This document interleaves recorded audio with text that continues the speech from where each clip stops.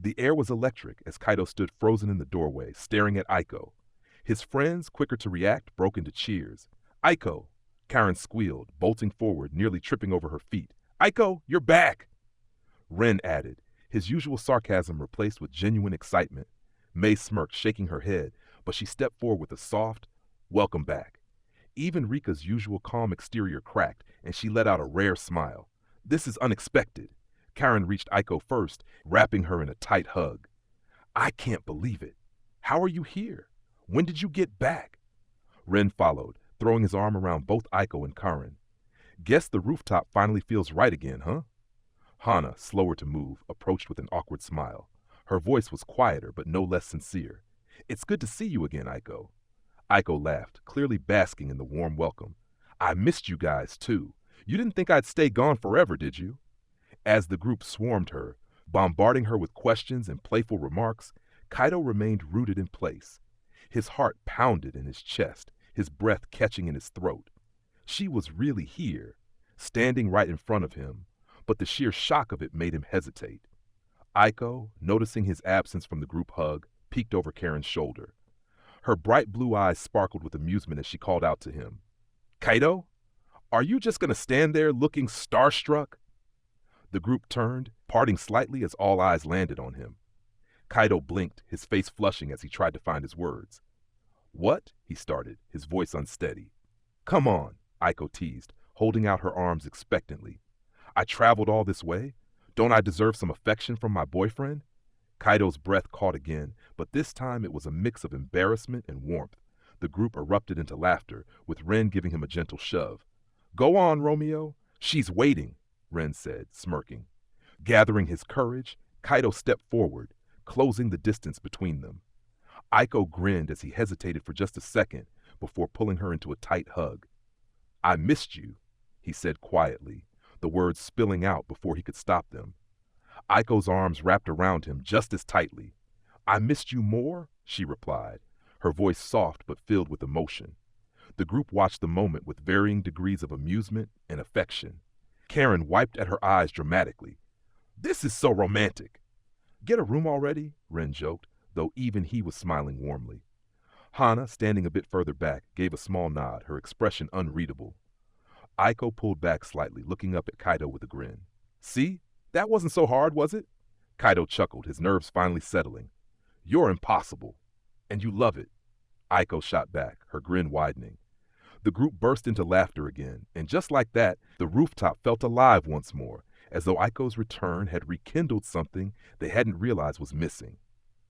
After the whirlwind of emotions on the rooftop, it didn't take long for Ren to propose an idea that everyone quickly latched onto. We can't just stand here all day, Ren announced, clapping his hands together. Let's go out and celebrate. Aiko's back. Feels like that deserves a proper welcome. A party sounds perfect, Karen chimed, practically bouncing on her heels.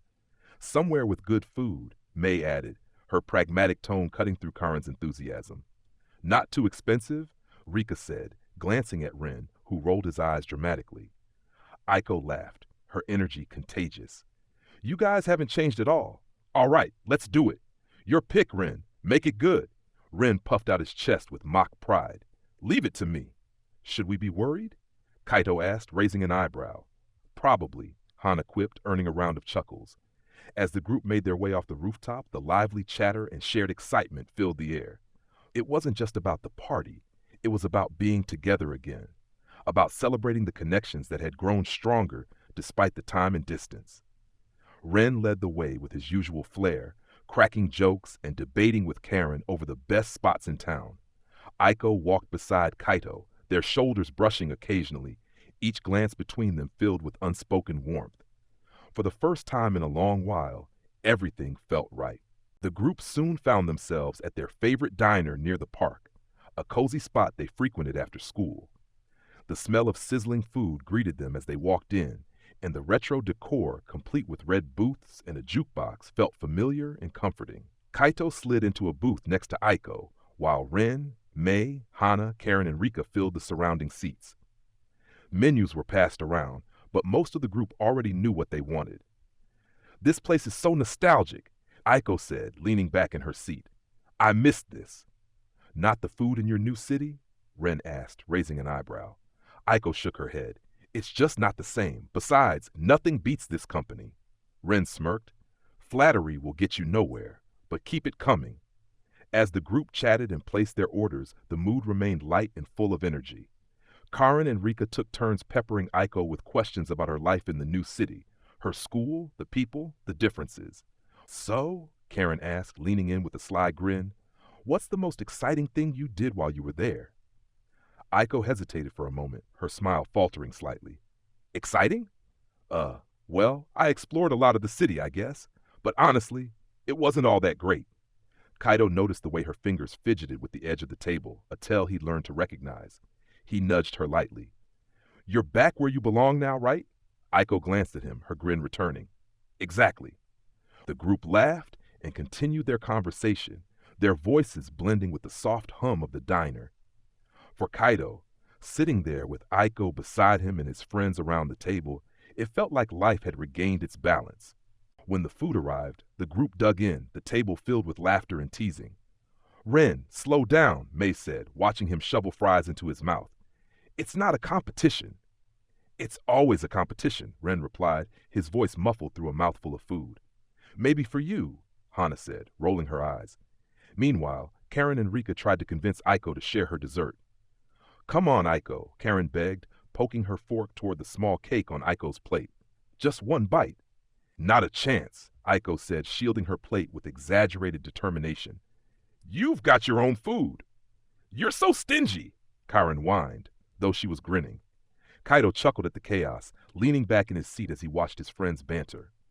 The warmth and noise of the diner, the way Aiko's laughter rang out above the rest, it all felt right. For a brief moment, Kaito let himself soak in the scene, feeling a sense of normalcy wash over him. It was easy to forget the weight of Aiko's unexpected return in moments like these, surrounded by the people who mattered most. Aiko caught his eye and smiled softly. You okay? She asked quietly, her voice cutting through the playful noise around them. Kaito nodded, his heart lighter than it had been in weeks. Yeah, I think I am. And for the first time in a long time, he truly meant it. As the group finished their meals, Ren leaned back in his seat and announced with mock grandeur, I'll cover the tip if someone gets the next round of fries. May smirked, raising an eyebrow.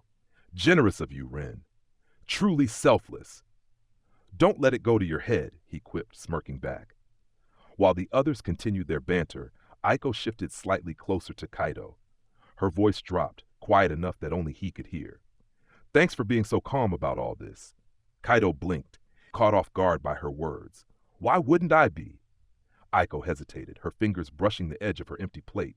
I don't know. I guess I thought you'd be mad that I just showed up like this. No warning or anything. Kaito studied her for a long moment, his gaze steady but warm. Finally, his voice softened. Aiko, I'm not mad. I'm just glad you're here. Her lips curved into a gentle smile, her blue eyes shimmering with emotion.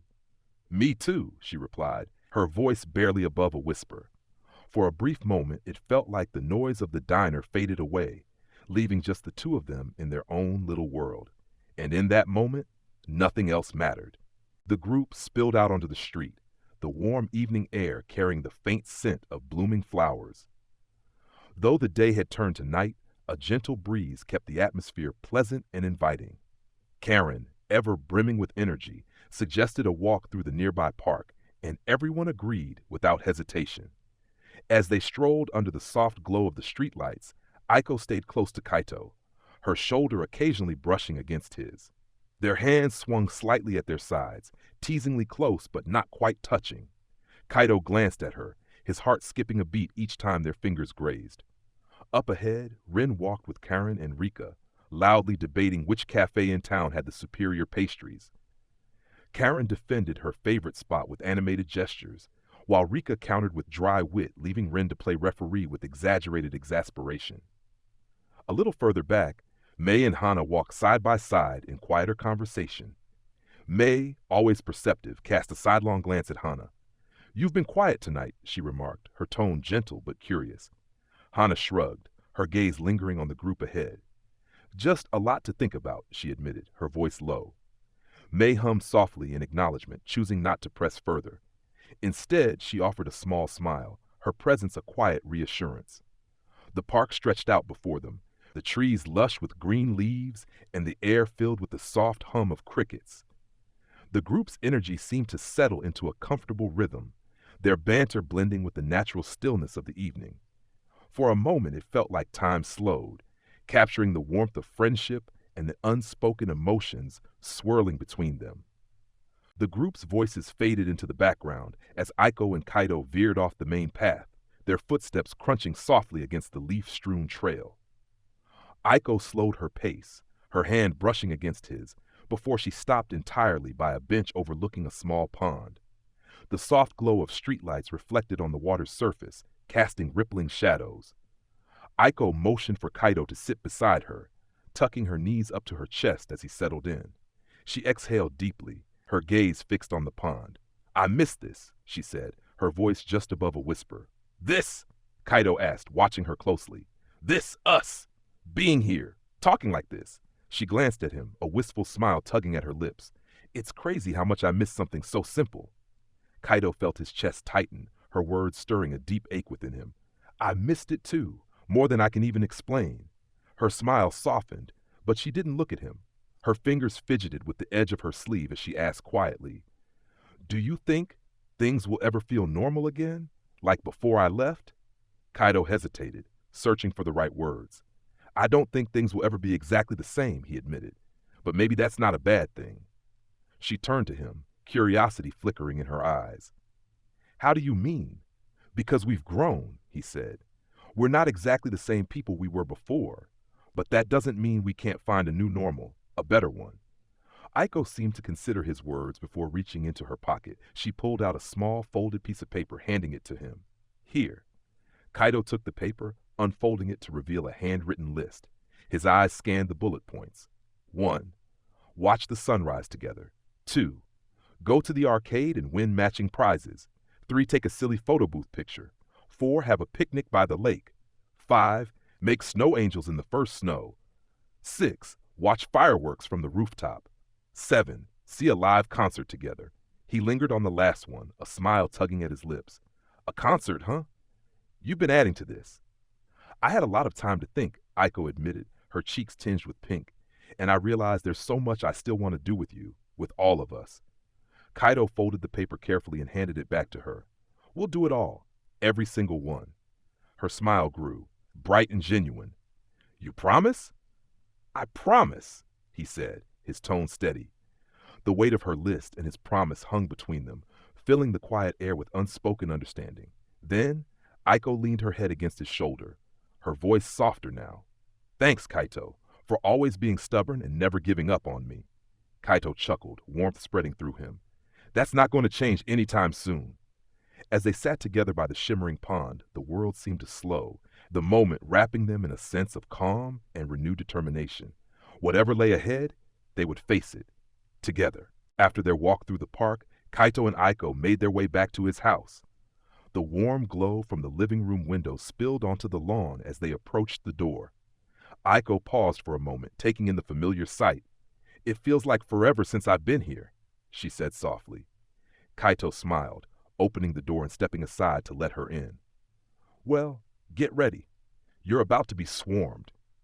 As soon as they stepped inside, hurried footsteps echoed down the hallway.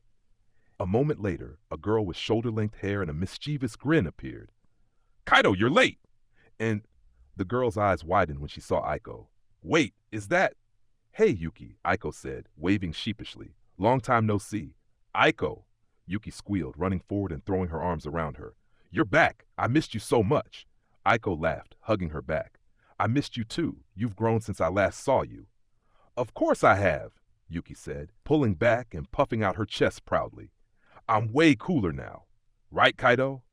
Kaito rolled his eyes. "Sure, Yuki, the coolest." "Mom and Dad are gonna freak when they see her," Yuki said, tugging Aiko's hand. "Come on, they're in the kitchen." Aiko let herself be pulled along, laughing at Yuki's energy. Kaito followed behind, shaking his head but smiling all the same. Kaito's mom turned from the stove, her face lighting up as soon as she saw Aiko. "Aiko, oh my goodness, it's been too long." "Hi, Mrs. Tanaka," Aiko said, bowing slightly. "None of that," Kaito's mom said, pulling her into a warm hug. Your family here, and just in time for dinner. I made Karaj your favorite. You really didn't have to go to all that trouble, Aiko said, her cheeks pink. It's no trouble at all, Kaito's mom insisted, ushering them to the table. Now sit. Yuki, grab some plates. Yuki darted into action, clearly thrilled to have Aiko back. Meanwhile, Kaito's dad walked in, his eyebrows raising in pleasant surprise. Well, if it isn't Aiko, welcome back. Thank you, Mr. Tanaka, Aiko said politely. Dinner was lively, filled with chatter and laughter. Kaito's parents eagerly caught up with Aiko, asking about her time away and sharing stories from when she used to visit. Yuki chimed in constantly, asking Aiko about her favorite things and whether Kaito was still as boring as ever. Hey, Kaito protested, earning a giggle from both Yuki and Aiko. You have no idea how much he talks about you, Yuki teased, winking at Aiko. Yuki, Kaito groaned, burying his face in his hands. Aiko laughed, her eyes sparkling. Well, I missed him too. After dinner, Yuki insisted on showing Aiko a few drawings she'd been working on, giving Kaito some time to clean up with his mom. Once Yuki finally wandered off to her room, Aiko and Kaito found themselves alone in the living room. Your family's just as amazing as I remember, Aiko said, sinking into the couch.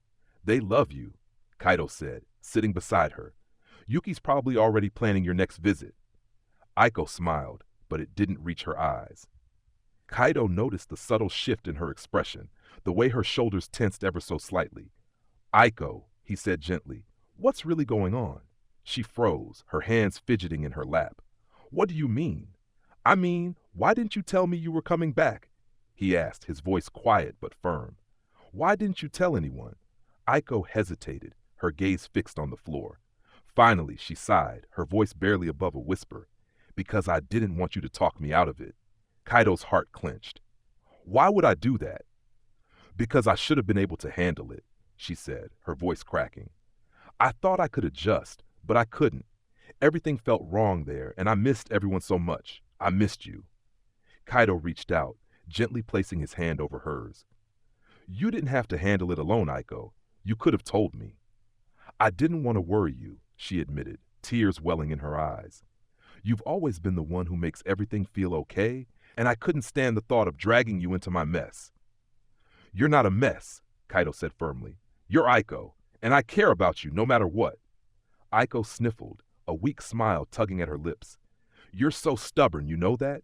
Kaito chuckled softly. I've been told.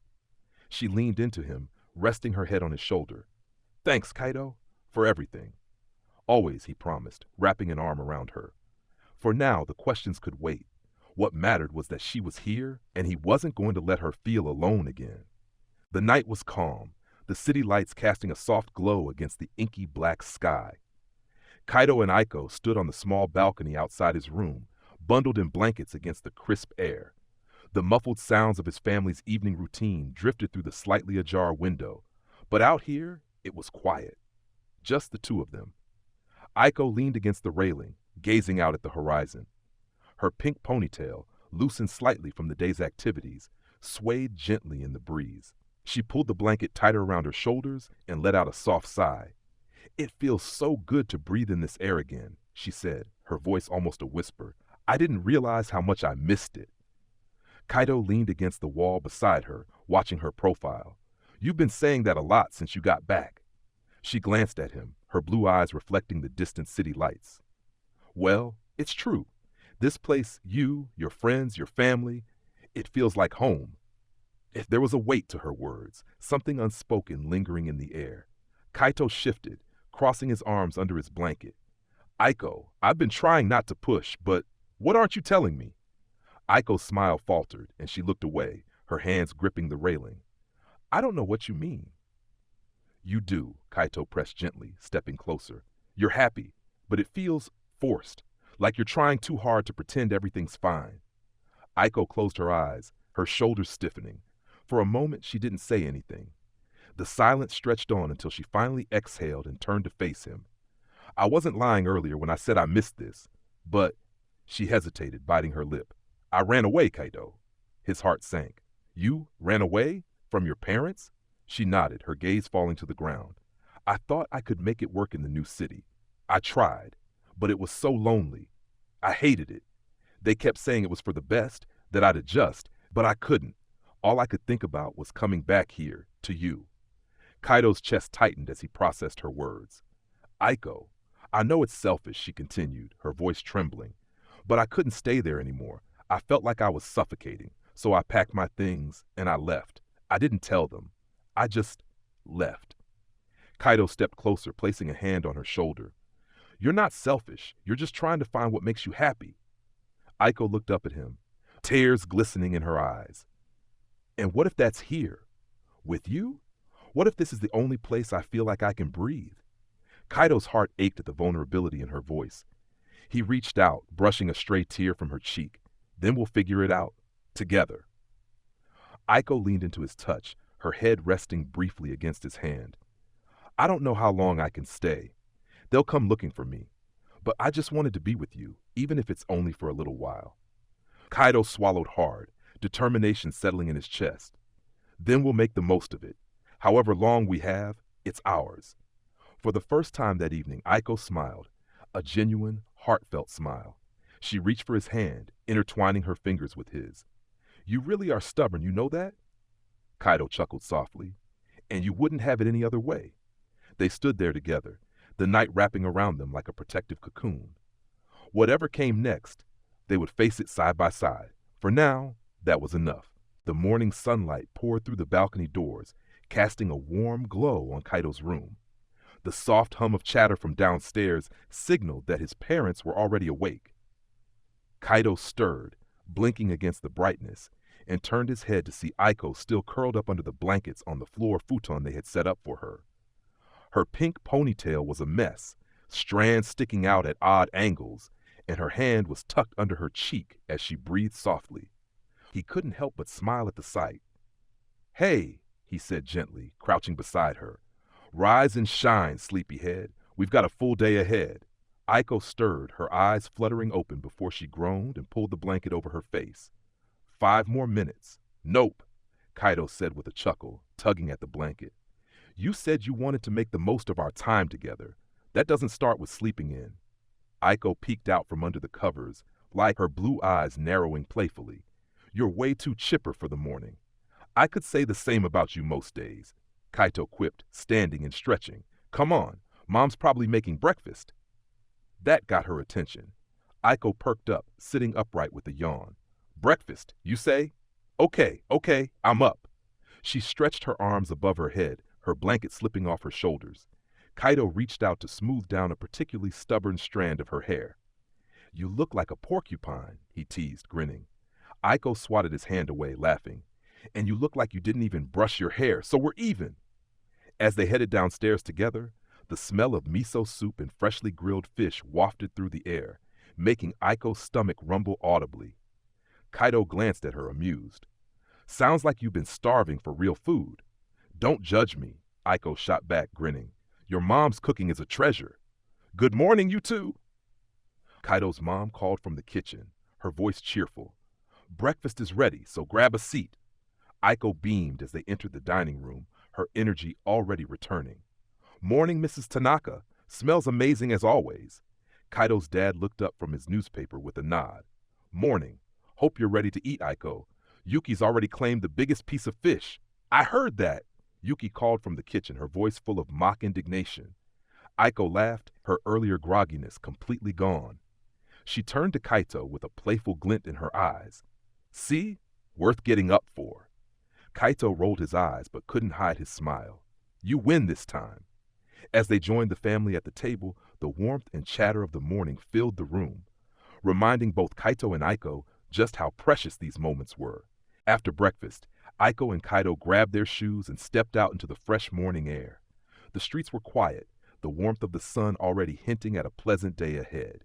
So, Aiko said, looping her arm through Kaito's, what's the plan for today? Any exciting adventures lined up? Kaito glanced down at her, the familiar warmth of her presence steadying him. Well, you said you wanted to do everything on your list, right? Let's start with something simple. How about that park you mentioned before? Aiko's grin widened. The one with the swings? I'm in.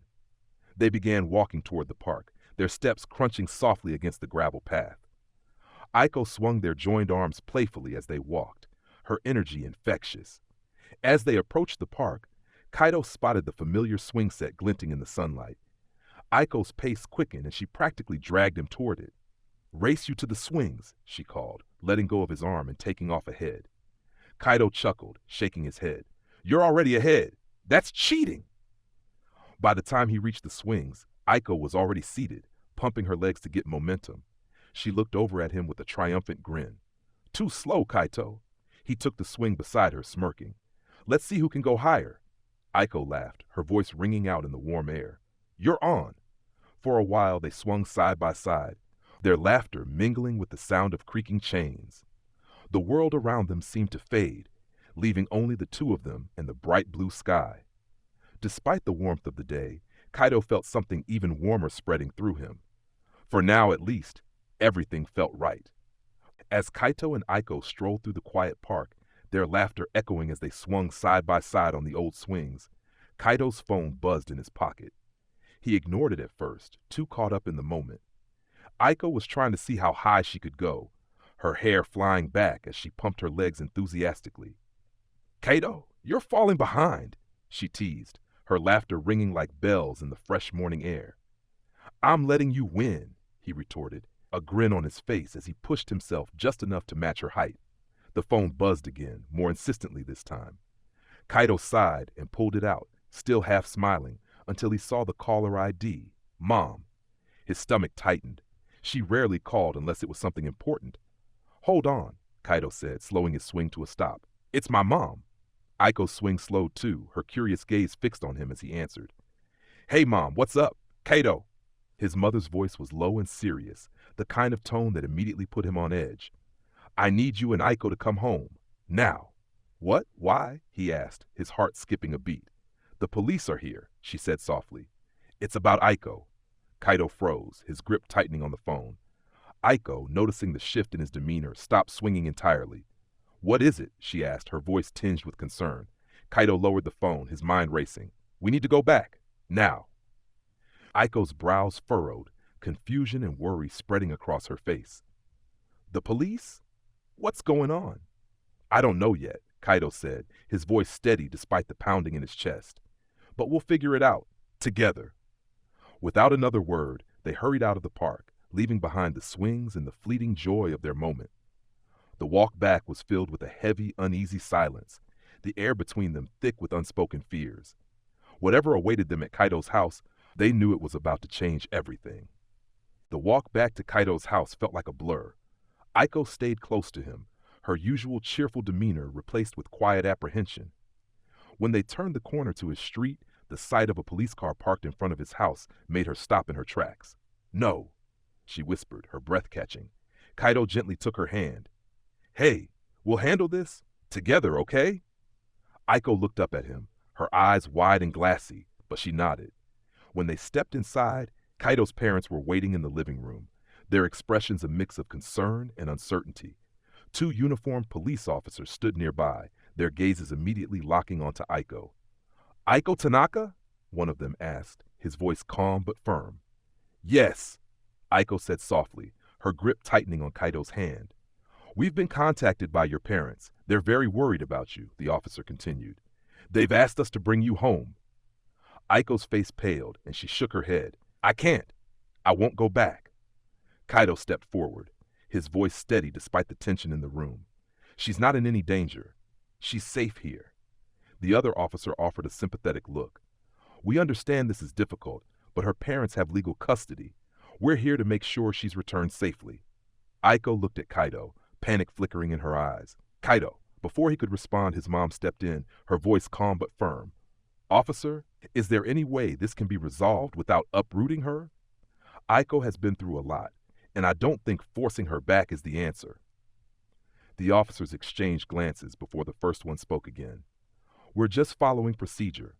However, if her parents are willing to have a conversation, we can mediate." Aiko clenched her fists, her voice trembling as she spoke. "They don't want to listen. They just want me to follow their plan, no matter what I want." Kaito placed a reassuring hand on her shoulder. "Then we'll make them listen." The room was silent for a moment, the weight of Kaito's words hanging in the air. His mother nodded in agreement, her expression determined. Aiko has a voice, and it deserves to be heard. If mediation is an option, we'll support her every step of the way. The officer hesitated before nodding. All right, we'll contact her parents and see if they're willing to discuss this calmly. In the meantime, Aiko can stay here under your supervision, but this is temporary until we have a resolution. Relief flickered across Aiko's face, but it was tempered by the weight of what lay ahead. She turned to Kaito, her voice barely above a whisper. Thank you. Kaito gave her hand a gentle squeeze. We'll figure this out. You're not alone in this. For the first time that day, Aiko allowed herself a small, hopeful smile, leaning into the support of the boy who had always been by her side. The house was quiet, the tension from earlier still hanging heavily in the air. Aiko lay curled up on the futon in Kaito's room, staring blankly at the ceiling. Sleep eluded her, every sound from outside making her flinch, her mind racing with what the next day might bring. The soft creak of the door opening broke the silence, and she turned her head to see Kaito stepping inside. His face was shadowed in the dim moonlight streaming through the window, but his eyes held a spark of determination. Aiko, he whispered, kneeling beside her. Wake up. I'm not asleep, she murmured, sitting up slowly. What's going on? Kaito hesitated for a moment, then said, Come with me. She blinked, confused. What? Where? Just trust me, he said, holding out his hand. His voice was calm, but there was an urgency in it that made her heart race. Against her better judgment, Aiko took his hand, letting him pull her to her feet. He grabbed a blanket from his bed and draped it over her shoulders before leading her out the door and down the hall. The house was dark and quiet, his parents and Yuki fast asleep. They slipped outside into the cool night air. The stars above were bright, scattered across the sky like a million tiny lights. Aiko shivered slightly, and Kaito adjusted the blanket around her shoulders. Kaito, she said, her voice soft but tinged with concern, what are we doing? He turned to face her, his expression resolute. I couldn't sleep. I kept thinking about everything you said earlier, how you feel like your happiness always comes at a cost, and I realized I can't let that happen. Her eyes widened. What are you saying? I'm saying we're going to figure this out together, he said, his voice steady. Whatever it takes. I'm not going to stand by while they try to take you away from the place where you're happiest. You deserve to choose your own path, Aiko. Her breath caught in her throat as she stared at him, the weight of his words sinking in. But what can we do? They have the law on their side. Maybe, Kaito admitted, but we have something stronger, your voice. If they won't listen, we'll make them. We'll gather every person who cares about you, everyone who's seen how much you belong here. We'll fight this, Aiko. I promise. Tears welled up in her eyes as she stepped closer, her hands clutching the blanket around her shoulders. You're really serious about this? Dead serious, Kaito said, his gaze unwavering.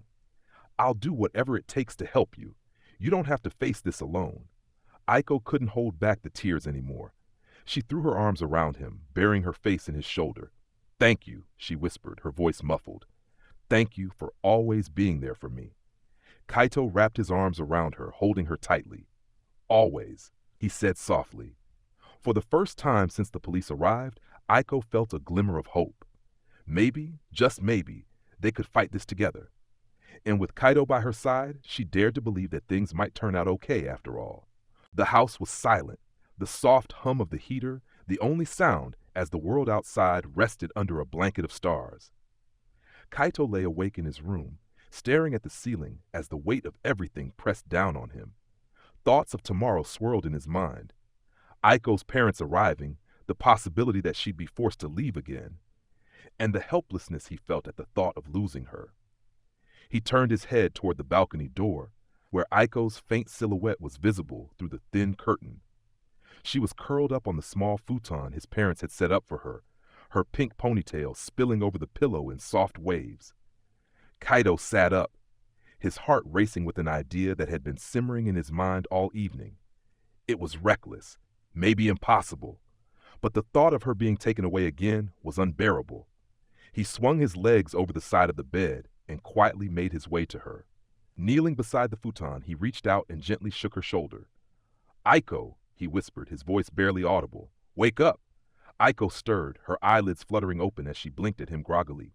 Kaito, what's going on? Get up, he said softly but firmly, his tone urgent. We're leaving. She sat up slowly, her brows furrowed. Leaving? What do you mean? I mean it, Kaito said, his voice steady despite the storm of emotions brewing inside him. No one's going to take you away from me again. We'll go somewhere, anywhere, just the two of us. Aiko stared at him, her heartbeat quickening as his words sank in. Kaito, this is crazy. Maybe, he admitted, his eyes locking onto hers. But I can't just sit here and let them take you away. Not again. Her throat tightened as she searched his face for any sign of doubt, but all she saw was unwavering determination. And what about your family? Our friends? What will they think? They'll understand, Kaito said, his voice resolute. Right now, this is about us, about what we want. And I want to be with you, Aiko. Tears welled in her eyes, her emotions colliding, fear, hope, and something deeper. And you're sure about this? She whispered. Kaito nodded. More sure than I've ever been about anything. Aiko's lips trembled as she took a shaky breath. Okay, she said finally, her voice steadying. Let's do it. Relief flooded through Kaito as he stood, extending his hand to her. Then let's go. Aiko took his hand, letting him pull her to her feet. She grabbed her coat and a small bag, her mind racing, but her heart trusting him completely. They stepped onto the balcony, the cool night air brushing against their faces as the city lights twinkled in the distance. Where are we even going? She asked, a faint, nervous laugh escaping her. Kaito grinned, his confidence unwavering. We'll figure it out as we go. As long as we're together, that's all that matters. Aiko looked at him, her chest swelling with equal parts fear and exhilaration. For the first time in a long while, she felt free. And for the first time, she believed they could make this work. Together, they climbed down from the balcony and disappeared into the night, leaving behind the world that had tried to tear them apart. For them, this was the beginning of something new, something entirely their own. The streets were eerily quiet as Kaito and Aiko made their way through the darkened neighborhood. The faint glow of streetlights illuminated the damp pavement, and their hurried steps echoed softly in the still night. Aiko clutched her small bag tightly, glancing at Kaito's determined profile. Ren's house? She asked, breaking the silence. Kaito nodded, his jaw set. If anyone can help us right now, it's him. They rounded a corner, and the familiar sight of Ren's home came into view. A modest two-story house with a porch light casting a warm glow onto the steps. Kaito climbed the porch first, his heart pounding as he raised his hand to knock. His fist trembled slightly against the wood. After a few moments, the sound of footsteps thudded from within, followed by the click of the lock. The door opened to reveal Ren, dressed in a hoodie and sweatpants, his hair a mess and his eyes bleary with sleep. Kaito? Aiko? Ren squinted at them, his voice thick with confusion. What the hell are you two doing here? It's the middle of the night. Kaito didn't hesitate. We need your help. Ren blinked, his gaze shifting to Aiko, who gave a small apologetic shrug. He sighed, stepping aside to let them in. This better be good. They stepped into the warmth of the house, the door clicking shut behind them. Ren folded his arms, leaning against the wall. All right, spill. What's going on? Kaito glanced at Aiko, who looked down at the floor before taking a deep breath. It's my parents, she said quietly. They're trying to make me go back. Ren frowned, the sleep quickly fading from his expression. Go back? Like, move away again? Yeah, Kaito said, his tone sharp, and we're not letting that happen. Ren raised an eyebrow. So, what? You guys ran away? What's the plan here? Kaito hesitated, glancing at Aiko. She gave him a small nod, encouraging him to speak. We don't have a plan, Kaito admitted. We need time to figure things out, and we thought you might have some ideas. Ren sighed, running a hand through his messy hair. Man, you two really know how to drag a guy into some drama, huh? Ren, Kaito started, but his friend cut him off with a raised hand. Relax, I'm not saying no. Just give me a second to wake up properly. He disappeared into the kitchen, the sound of a cupboard opening and closing soon following. Aiko leaned closer to Kaito, her voice barely above a whisper. Do you think he'll help us? He will, Kaito said firmly. He's always had my back. Ren returned a minute later with a steaming mug of coffee in hand. He took a long sip before leveling them with a serious look. All right, here's the deal. You can crash here for the night, but you need to figure out a real plan by morning. Whatever this is, it can't stay a secret for long. Relief flooded Aiko's face, and she nodded. Thank you, Ren. I mean it. Yeah, Ren grumbled, though the corner of his mouth twitched in a faint smile. Just don't make a habit of showing up unannounced. My parents would lose it if they found out I was harboring fugitives. Kaito chuckled, the tension in his shoulders easing slightly. We owe you one, man. Ren waved him off. You owe me more than one, but we'll settle that later. For now, get some rest. You're gonna need it. As Kaito and Aiko settled into the small guest room, the weight of the night's events finally began to lift. For the first time in hours, they felt a glimmer of hope, however fragile it might be. Ren led them to the living room, where he flopped onto the couch, crossing his arms. Kaito and Aiko sat across from him, their shoulders tense. The silence hung thick for a moment before Ren raised an eyebrow. Well, what's going on?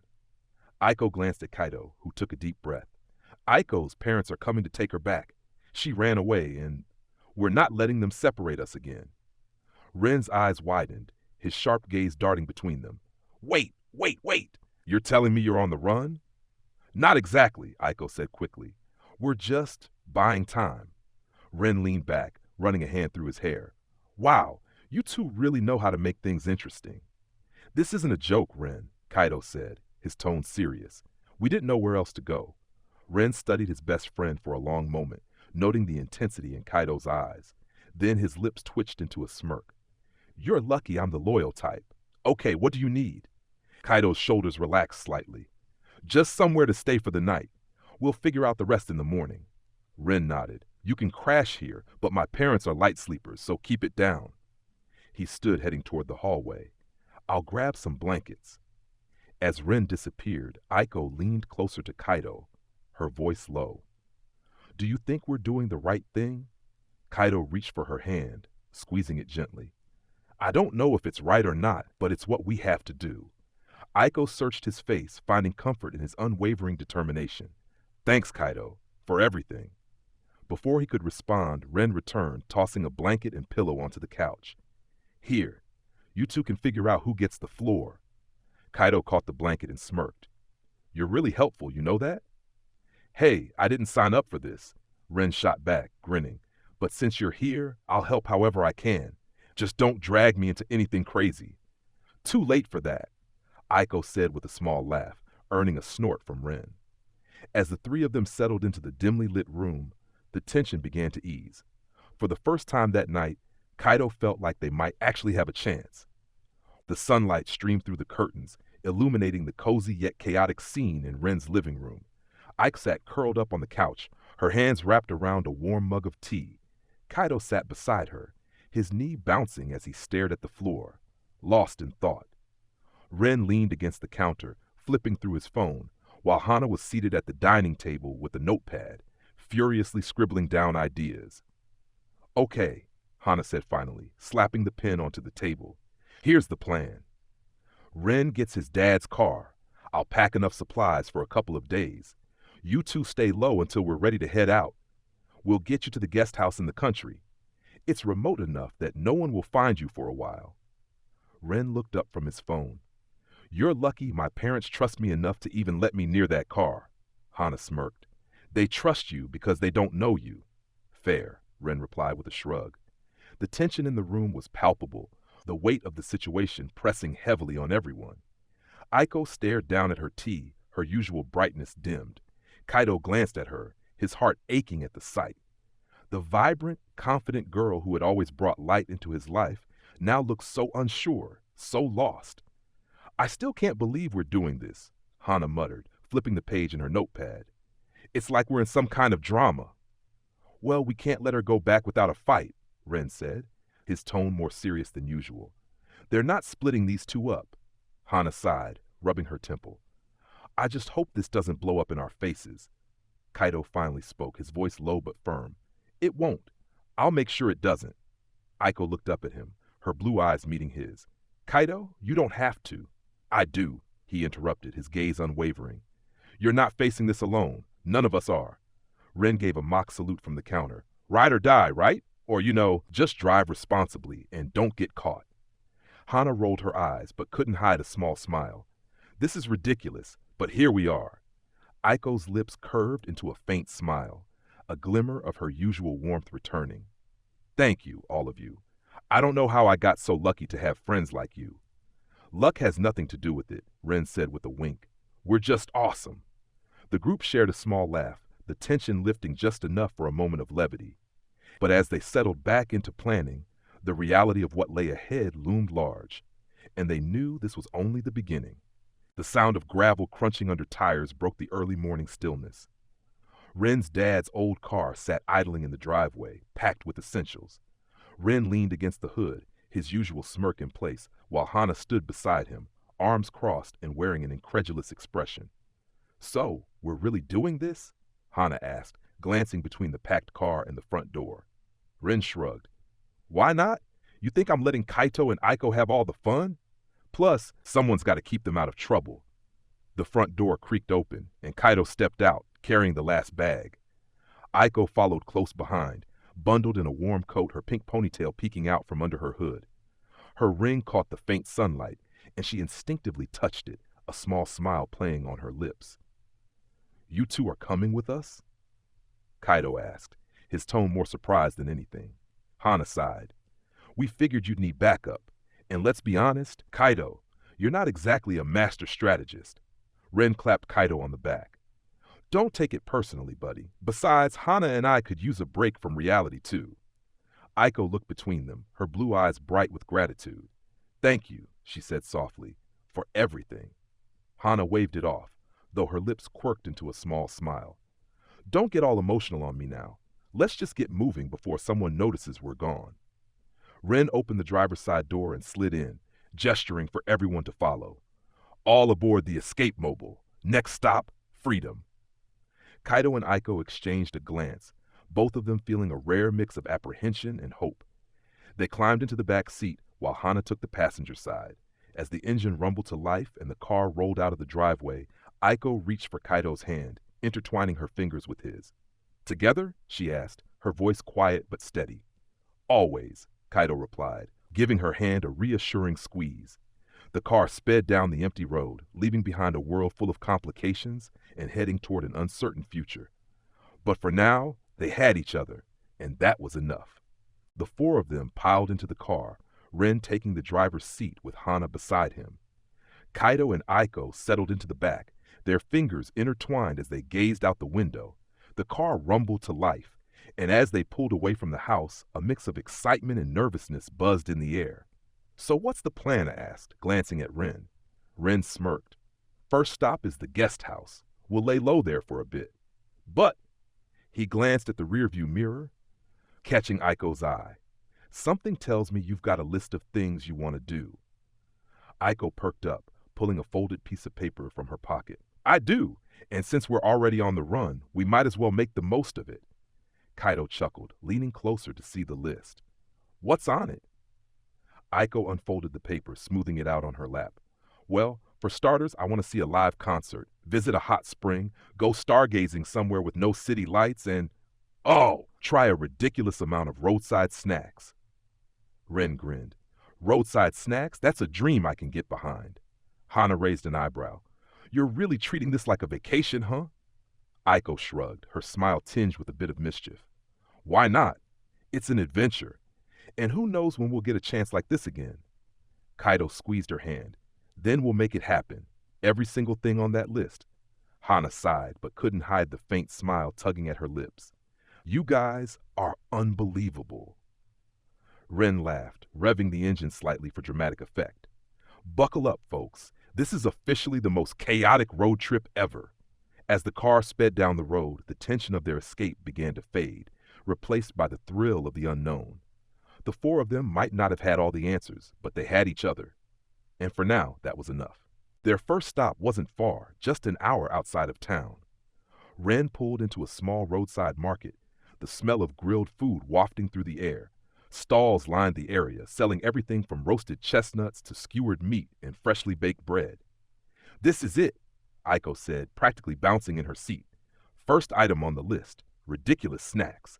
The group piled out of the car, the crisp air invigorating after the drive. Aiko immediately dragged Kaito toward a stall selling taiyaki, her eyes wide with excitement. Two, please, she said, handing one to Kaito before taking a big bite. It's so good. Kaito took a bite of his, smiling at her enthusiasm. You really love food, huh? Who doesn't? Aiko said, her cheeks puffed like a chipmunk. Come on, let's try that one next. Meanwhile, Ren and Hana wandered to a stall selling yakitori. Hana crossed her arms as Ren grabbed a stick and took a bite. Not bad, Ren said, offering her a taste. Hana hesitated, then took a small bite. Okay, I'll admit this was a good idea, Ren smirked. Told you. Sometimes you've just got to trust me. Nearby, Aiko pulled Kaito toward yet another stall, this one offering sweet dango skewers. She bought a set and held it up triumphantly. Okay, these might actually be my favorite. Kaito laughed, watching her juggle the dango and taiyaki. You're going to run out of hands at this rate. Not if you help me, Aiko teased, handing him one of the skewers. Teamwork, remember? The group eventually reconvened near a small wooden table with their assorted snacks in hand. Ren tossed a roasted chestnut to Hana, who caught it effortlessly. This, Ren said, gesturing to the lively market around them, is peak road trip culture. Wouldn't you agree, Hana? Hana rolled her eyes but couldn't hide her smile. Fine. It's not terrible. Aiko grinned, leaning into Kaito's shoulder as she savored her food. I told you this was a good idea. Kaito looked at her, warmth spreading through his chest. You were right. For the first time in what felt like ages, the group laughed and enjoyed themselves, the weight of their circumstances momentarily forgotten. It was a small victory, but it felt monumental, a reminder that even amidst uncertainty, joy could still be found in the simplest moments. That evening, they found themselves in a small clearing just off the main road, far enough from the city lights to see the stars in all their brilliance. Ren had spread out a blanket, and the four of them lay on their backs, staring up at the glittering expanse above. It's beautiful, Aiko whispered, her hand resting comfortably in Kaito's. Yeah, Kaito agreed, though his gaze lingered on her instead of the sky. It is. Hana rolled her eyes, letting out a dramatic sigh. You two are nauseating. Ren smirked, propping his head up on one arm. Ah, don't be bitter, Hana. It's not their fault love looks so good on them. Aiko ignored the teasing, her eyes sparkling with wonder as she suddenly pointed upward. Look, a shooting star! Quick, make a wish! Kaito closed his eyes briefly, his hand tightening around hers. When he opened them, he turned to her, his voice soft. What did you wish for? Aiko grinned, the mischievous glint in her eyes unmistakable. If I tell you, it won't come true. Ren groaned, throwing an arm over his face. Classic cop-out. Shh, Aiko said, her laughter bubbling up. Let me have my moment. The four of them fell into a comfortable silence, the occasional rustle of leaves and chirp of crickets filling the air. For a brief, fleeting moment, the weight of their journey lifted, leaving behind only the quiet serenity of the stars. Kaito glanced at Aiko, her face bathed in the soft glow of starlight, and his heart swelled with gratitude. Whatever lay ahead, he knew this moment would stay with him forever. As the stars twinkled above them, the group settled into a comfortable silence, the kind that only comes with trust and shared understanding. The soft rustle of the wind in the trees and the faint chirping of crickets surrounded them like a lullaby, easing the tension that had followed them for days. For the first time in what felt like forever, Kaito felt a sense of calm. They were on the run, unsure of what lay ahead, but they weren't alone. That made all the difference. We'll figure it all out, Kaito said softly, his gaze locking with Aiko's. Aiko's smile, tender and full of hope, lit up the night more than the stars above. She reached for his hand, her grip steady and warm. We will, she replied, her voice carrying the quiet strength of certainty. Together. The small sedan Ren managed to borrow from his parents hummed down the open road, its tires rhythmically rolling over the asphalt. Kaito sat in the passenger seat, gazing out at the expanse of trees and hills rushing past, his thoughts dancing between excitement and unease. The air in the car carried a blend of determination and anticipation, tinged with a hint of rebellion. In the back seat, Aiko leaned her head against the window, her pink ponytail draped over her shoulder, the sunlight catching its vibrant hue. She was lost in thought, her notebook resting in her lap. Beside her, Hana flipped through her phone with an air of practicality, her focus fixed on mapping their journey. Ren, as usual, held court in the driver's seat, his sunglasses perched dramatically on his nose like he was starring in his own action movie. "All right, folks," he declared, breaking the companionable silence. "Next stop on the Runaway Express is wherever this GPS tells us to go." Hana rolled her eyes and glanced at Aiko. "We should decide on something concrete. What's next on that ridiculous list of yours?" Aiko perked up, flipping through the pages of her notebook with a small, nostalgic smile. For a moment, the weight of everything lifted, replaced by the joy of her own plans. "How about a roadside picnic? There's a rest area with a great view about an hour from here." Ren groaned dramatically. "A roadside picnic? Out of all the epic, world-changing adventures we could have, that's your pick?" "Hey," Aiko shot back, her grin widening. "You're the one who agreed to come along. Don't ruin my list." Kaito chuckled at their exchange, his shoulders relaxing slightly. The sound of Aiko's playful banter was a reminder of why they were doing this. "A picnic sounds good," he said. "We could all use a break anyway." Hana nodded, her eyes scanning the route on her phone. "Fine, but only if someone else is helping unpack when we get there." "Deal," Ren said with a grin. "As long as you're not in charge of the snacks." "I make one bad sandwich and never hear the end of it," Hana muttered, eliciting laughter from the group. The car continued down the road, the tension in the air easing with every joke, every laugh, and every mile they put between themselves and the lives they had temporarily left behind. A roadside picnic wasn't much, but it was theirs, and that made it enough. The group found a rest area overlooking a valley, the view stretching for miles beneath a sky painted with hues of blue and gold. Aiko was the first to spring into action, pulling a blanket from the car and laying it out on the slightly uneven ground. She smoothed the edges meticulously, her excitement contagious. "This is kind of nice," Hana admitted as she lowered herself onto the blanket with a hint of reluctance. "Almost makes me forget we're fugitives." "We're not fugitives," Kaito corrected, though a smirk tugged at the corners of his lips. "We're adventurers." "Right," Hana replied with an exaggerated roll of her eyes. "Adventurers on the run." Ren flopped onto the blanket beside her, stretching out like he owned the place. "I could definitely get used to this. Fresh air, snacks, great company. Who needs the city?" Aiko laughed as she handed Kaito a sandwich before sitting down beside him. "See? This is exactly why I wanted to do this. Simple moments like this." Kaito turned to her, her words resonating deeply. He reached out and intertwined his fingers with hers, his touch both steady and reassuring. "It's perfect." For a while, the group ate and talked, the weight of their circumstances momentarily melting away. Aiko's laughter filled the air as she pulled out her phone and began snapping candid photos of everyone, her energy lifting the mood further. "Stop it!" Hana groaned, shielding her face with her hand. "I don't look good in pictures." "You look fine," Aiko teased, leaning closer to capture another shot. "Besides, these are for the memories." Ren leaned into the frame, flashing an exaggerated peace sign. "Make sure you get my good side." Aiko giggled, clicking away while Hana muttered something about never living this down. Meanwhile, Kaito sat quietly, observing the scene. His gaze lingered on Aiko's carefree smile, the way her hair caught the sunlight, and the sound of her laughter, which felt like music to his ears. In that moment, Kaito thought, "This is why I'm doing all of this. For her. For us." The group continued to enjoy the simple picnic, their chatter blending with the sounds of the valley breeze.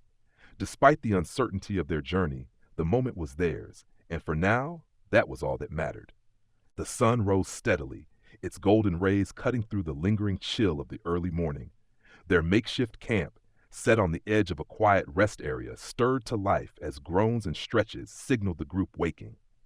Aiko was already on her feet, her energy somehow untouched by the restless night. "All right, adventurers," she announced, hands confidently perched on her hips. "Time to tackle the next thing on the list." Ren, still wrapped in his blanket on the ground, rubbed his eyes groggily. "What is it this time?" he asked, his voice thick with sleep. Aiko pulled out her trusty notebook, flipping to the next page with a flourish. A mischievous grin spread across her face as she read the words. "Mini golf." "Mini golf?" Hana repeated, raising an incredulous eyebrow as she sat up. "You woke us up for mini golf?" "Completely," Aiko said with an enthusiastic nod. "It's a classic date activity. Plus, She paused dramatically, her grin widening. I'll totally destroy all of you. Ren smirked, his competitive spirit instantly piqued.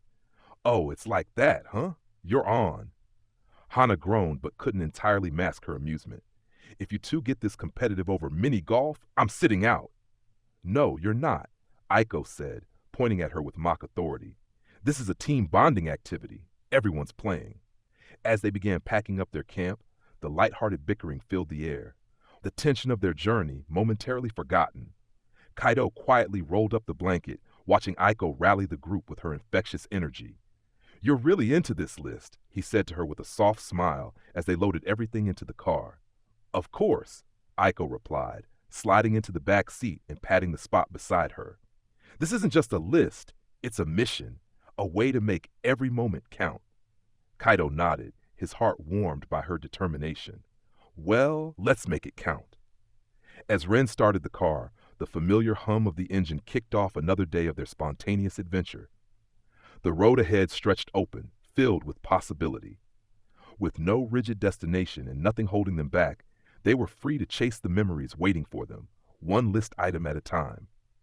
The small car Ren had borrowed hummed steadily as it cruised down the highway, the open road stretching ahead. Aiko sat in the passenger seat, her pink ponytail bouncing slightly as the wind slipped through the cracked window. She had her tattered notebook open on her lap, flipping through its pages with the kind of excitement that was contagious. All right, Aiko said, tapping the notebook with her pen. We've got a lot left to do. Next on the list, something adventurous. Ren, gripping the wheel with one hand and adjusting his sunglasses with the other, glanced over at her. Define adventurous. Please don't say skydiving. Not quite that extreme, Aiko replied with a grin. I was thinking something like visiting one of the Great Lakes. I've never seen one in person. And then maybe an aquarium. Oh, and a zoo, because who doesn't love animals? Kaito, sitting in the back seat beside Hana, leaned forward slightly, his hand brushing against Aiko's arm. The lake sounds great. Let's do that first. Hana, who had been unusually quiet for most of the drive, raised an eyebrow. You're really on board with all this running around? Kaito nodded without hesitation. It's not just about crossing things off a list. It's about making memories, something we all need right now. Aiko's smile softened, her cheeks tinged with pink. Kaito. Ren groaned dramatically, his hand momentarily leaving the wheel to clutch his chest in mock agony. I swear, if you two keep this up, I'm charging for emotional damages. Hana smirked, crossing her arms. You're just bitter because you don't have anyone to share this romantic chaos with. Ren shot her a sideways glance, his smirk returning. Jealousy doesn't suit you, Hana. The playful banter filled the car, melting away any lingering tension. As they continued down the highway, the group laughed and teased, the promise of new adventures pulling them closer together. Whatever came next, they were ready to face it as a team, partners in this wild, unpredictable journey. Hours later, the group pulled up to the edge of one of the Great Lakes, its vastness stretching out before them like an endless sea. The shimmering water sparkled under the midday sun, waves gently rolling onto the sandy shore. The fresh, crisp air carried the scent of water and freedom. This is amazing, Aiko said, her voice filled with awe as she stepped onto the sand. She turned back to Kaito, her grin wide and infectious. Come on, what are you waiting for? Kaito smiled, unable to resist her energy. He followed her to the water's edge, both of them kicking off their shoes and letting the cool waves lap at their feet. Aiko's laughter rang out as the water splashed her ankles, and Kaito couldn't help but laugh along with her. From the car, Hana watched them with her arms crossed, a thoughtful expression on her face. Think they'll really be okay? She asked, glancing at Ren. Ren leaned casually against the door, his sunglasses shielding his eyes. They've made it through worse, he said with a shrug. Besides, I've never seen Kaito this determined about anything. He's got this. Hana gave a small nod, then stepped out of the car. She headed toward the shore, her shoes crunching in the sand, while Ren followed behind, muttering something about the sand ruining his sneakers. Together, the four of them wandered along the shoreline, the world around them quiet except for the gentle rhythm of the waves. Aiko clutched Kaito's hand tightly, her excitement radiating with every step. Ren and Hana found themselves caught up in the moment, their earlier skepticism melting away as they skipped stones and let the sheer scale of the lake remind them how small their worries seemed in comparison. "This feels peaceful," Hana said after a while, her voice softer than usual. "Yeah," Kaito agreed, his gaze on Aiko as she bent down to pick up a particularly smooth stone. "It really does." Aiko straightened up, holding the stone triumphantly. "Let's make a wish," she said, turning to the group. Ren smirked. "On a rock? That's a new one." "Why not?" Aiko shot back, tossing the stone into the lake.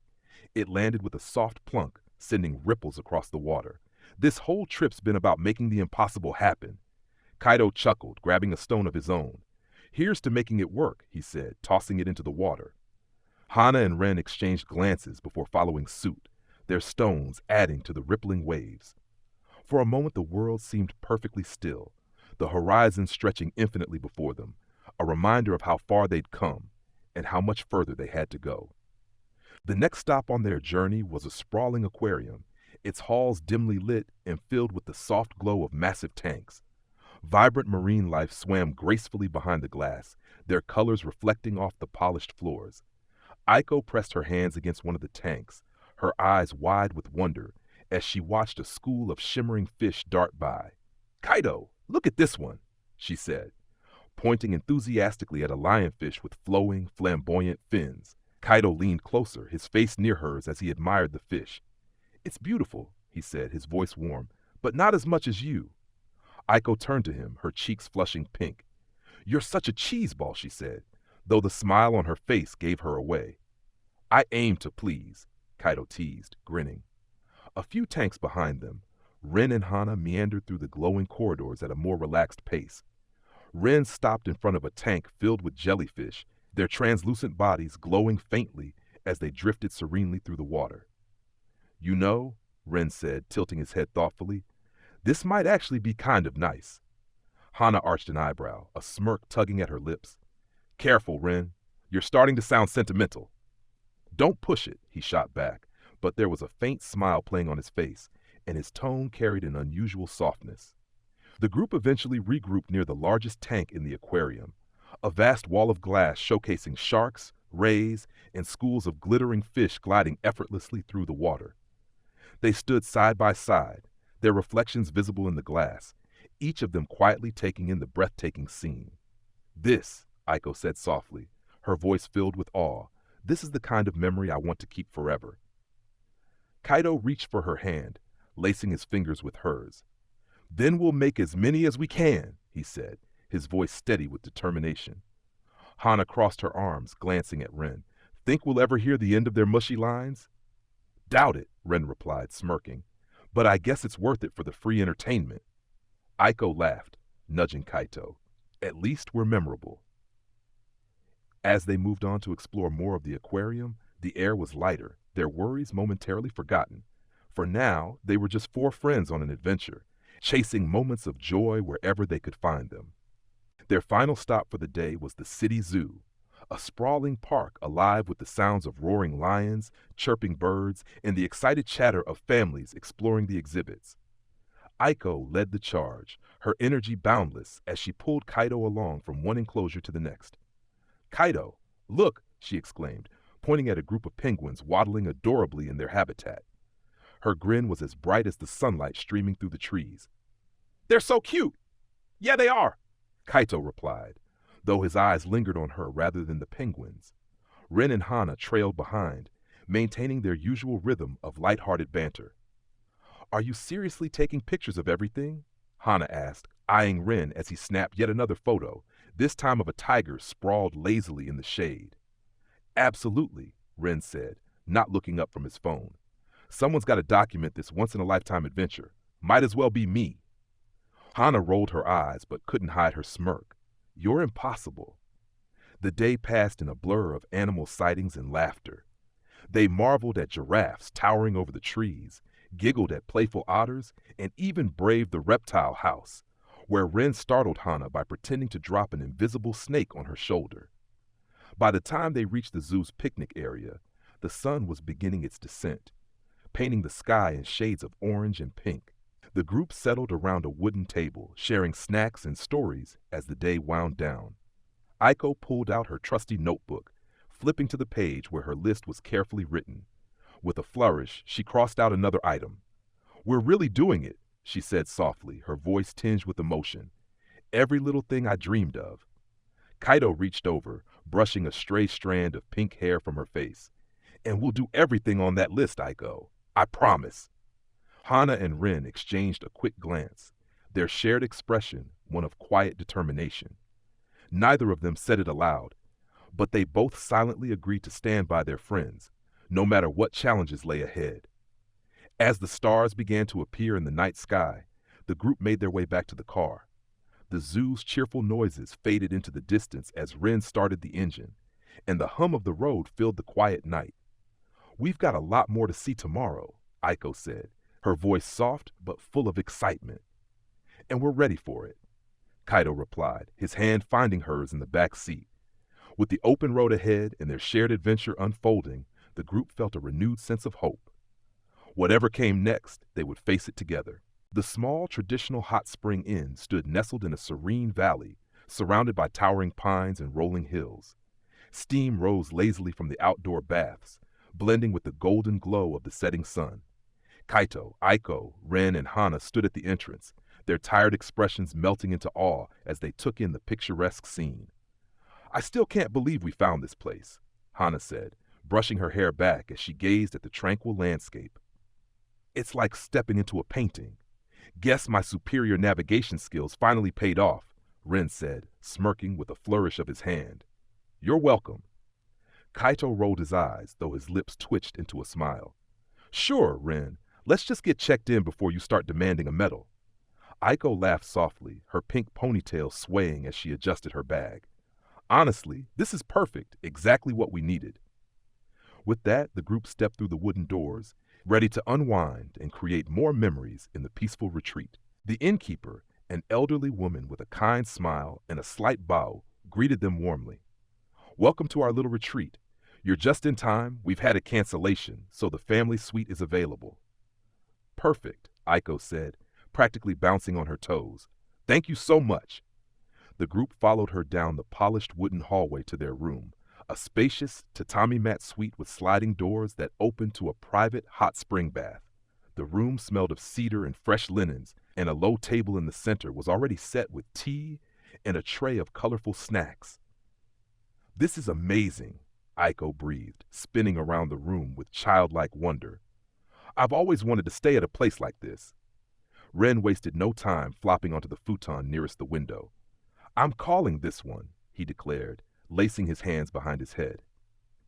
Hana rolled her eyes, crossing her arms as she leaned against the doorframe. "You're not getting away with lounging all night. We're hitting the hot springs." Aiko clapped her hands, her excitement bubbling over. "Yes, I've been waiting for this. Come on, everyone. Let's go." Kaito, standing near the sliding doors, glanced out at the steaming bath just beyond the room. He smiled softly at Aiko's enthusiasm. "Sounds like a plan. Let's make the most of it." The group began unpacking their things, the warm, inviting atmosphere already easing the tension of their journey. The promise of relaxation and laughter hung in the air as they prepared for a well-earned evening in the soothing waters of the hot spring. The outdoor bath was nothing short of magical.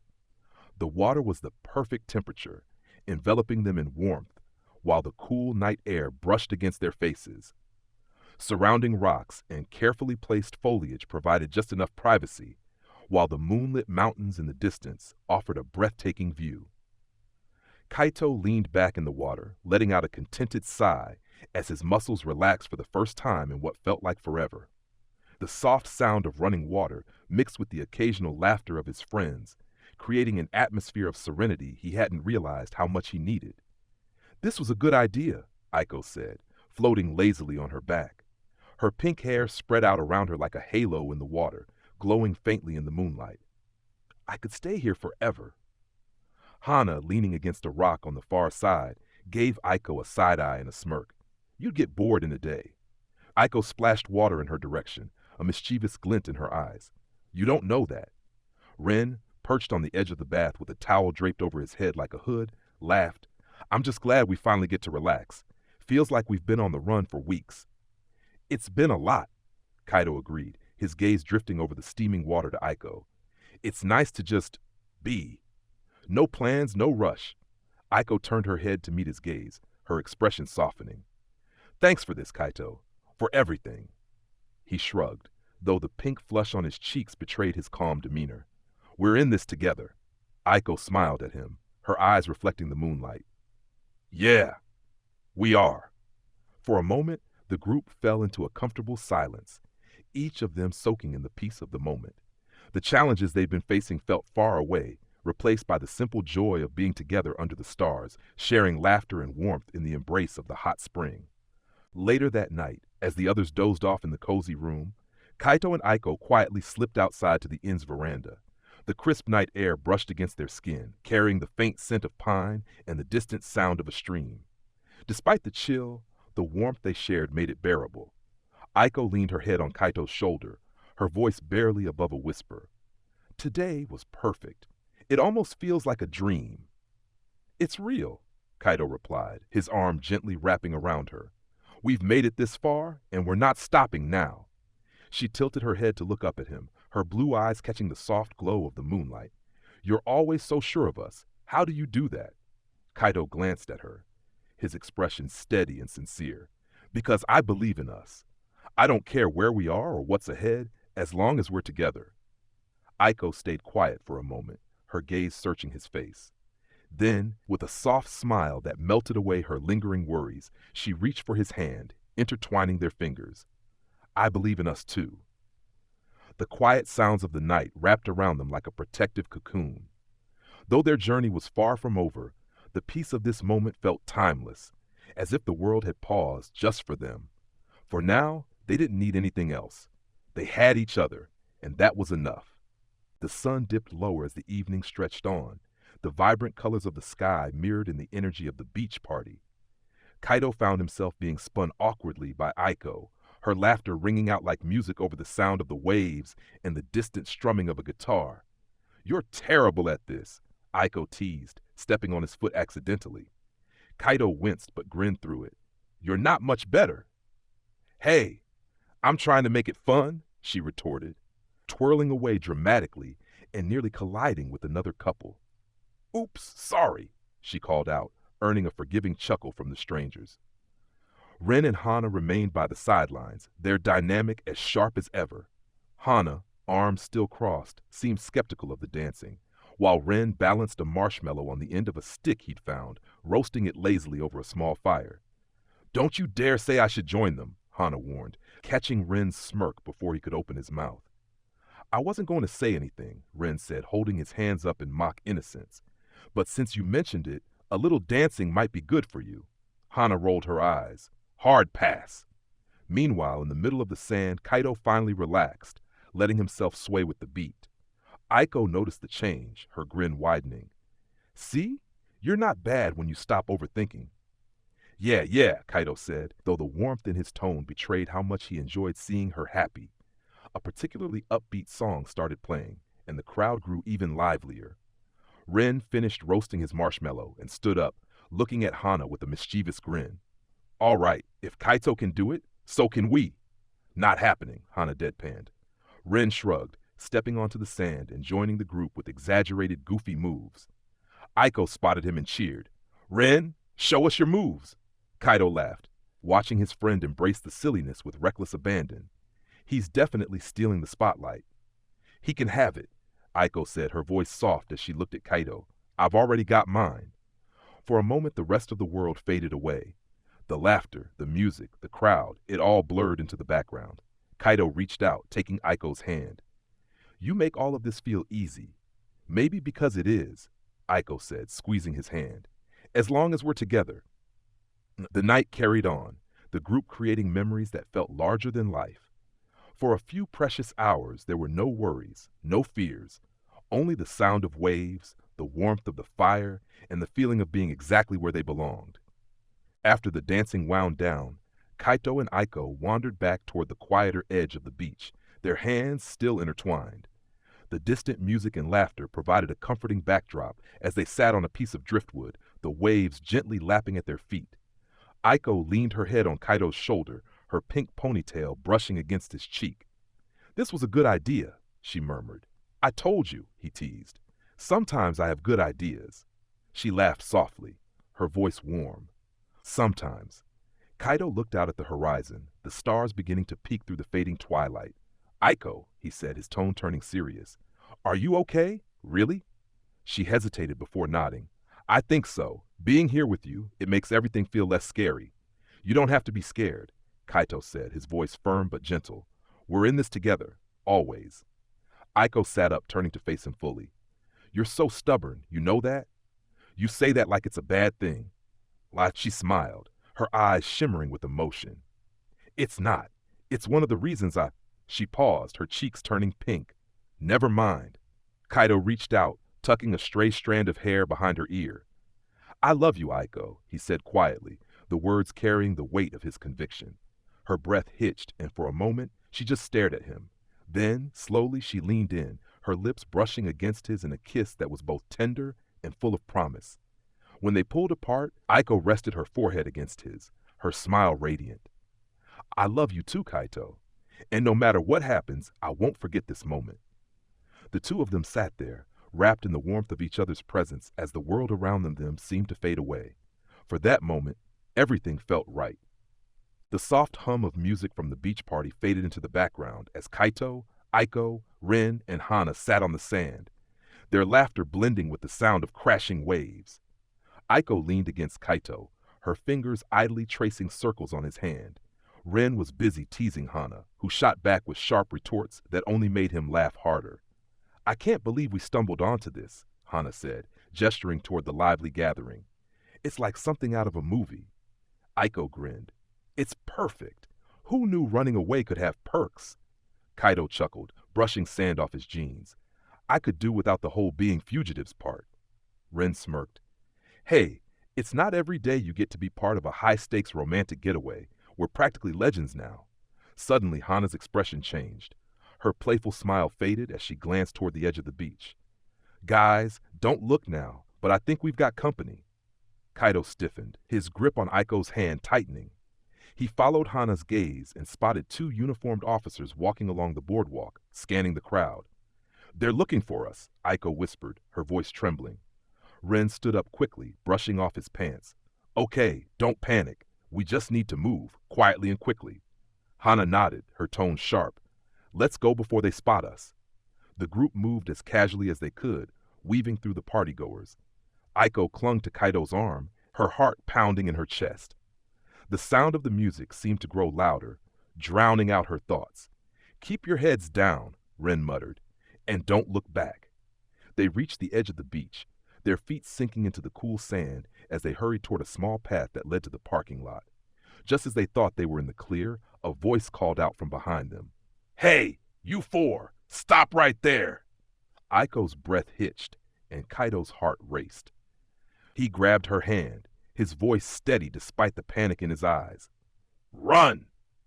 The group bolted down the path, the sound of their footsteps muffled by the sand. The officers gave chase, their voices echoing in the distance. This way! Ren shouted, leading them toward a cluster of trees that bordered the parking lot. The branches scratched at their arms as they pushed through the undergrowth, but they didn't stop. Kaito glanced over his shoulder, his jaw tightening as he saw the officers gaining ground. We're not going to make it, Hana panted, her voice strained. Yes, we will, Kaito said firmly. Keep moving. They burst out onto the street, the sudden brightness of the lampposts blinding after the darkness of the trees. Ren spotted a narrow alley and pointed. There!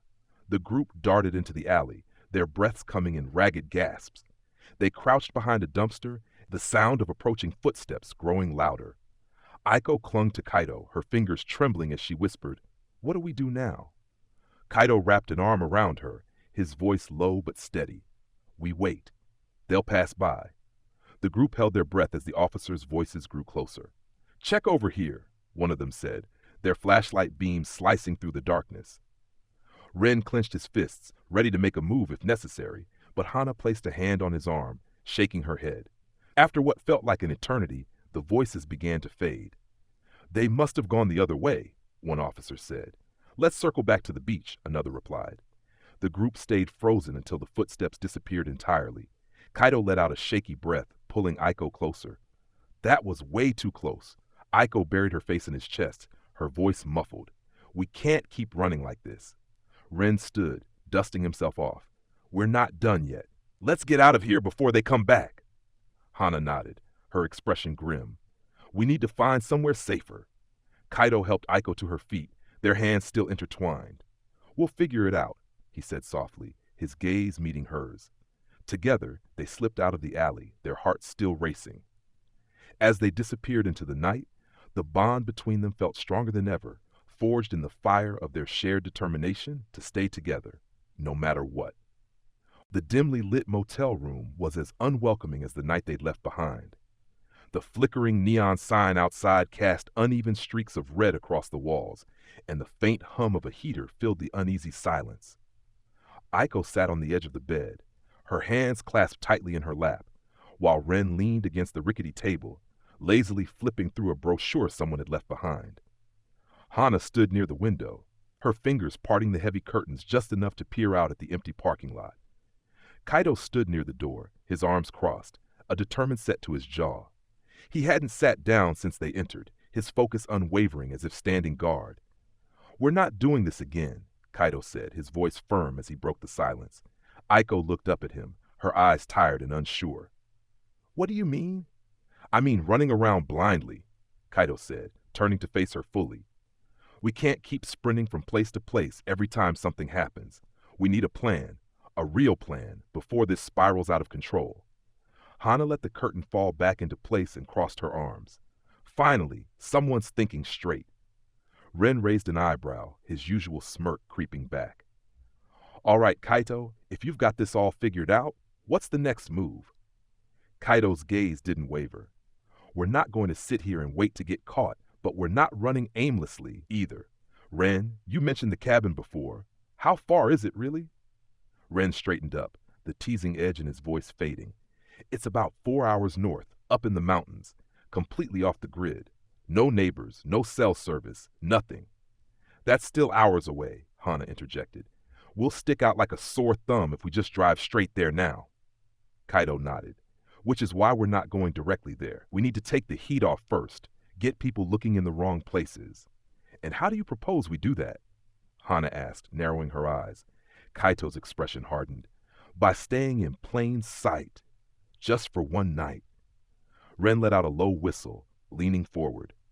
You're thinking what I think you're thinking, aren't you? Aiko glanced between them, her voice hesitant. What are you talking about? A concert, Kaito said, his voice steady. There's a big one in the next town over. Isn't there, Ren? Ren nodded. Yeah, I saw something about it on the way here. It's huge, an outdoor event. People come from all over. The place will be packed. Exactly, Kaito said. It's the perfect cover. We blend in with the crowd for the night, make sure no one notices us, and then leave at first light. By the time anyone's looking for us, we'll already be gone. Hana frowned, her arms tightening over her chest. It's risky. If anyone recognizes Aiko, they won't, Kaito said firmly, cutting her off. I won't let that happen. This is the best shot we have at keeping everyone safe.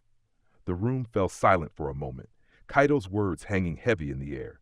Aiko looked at him, her hands trembling slightly. Kaito, what if it doesn't work? What if?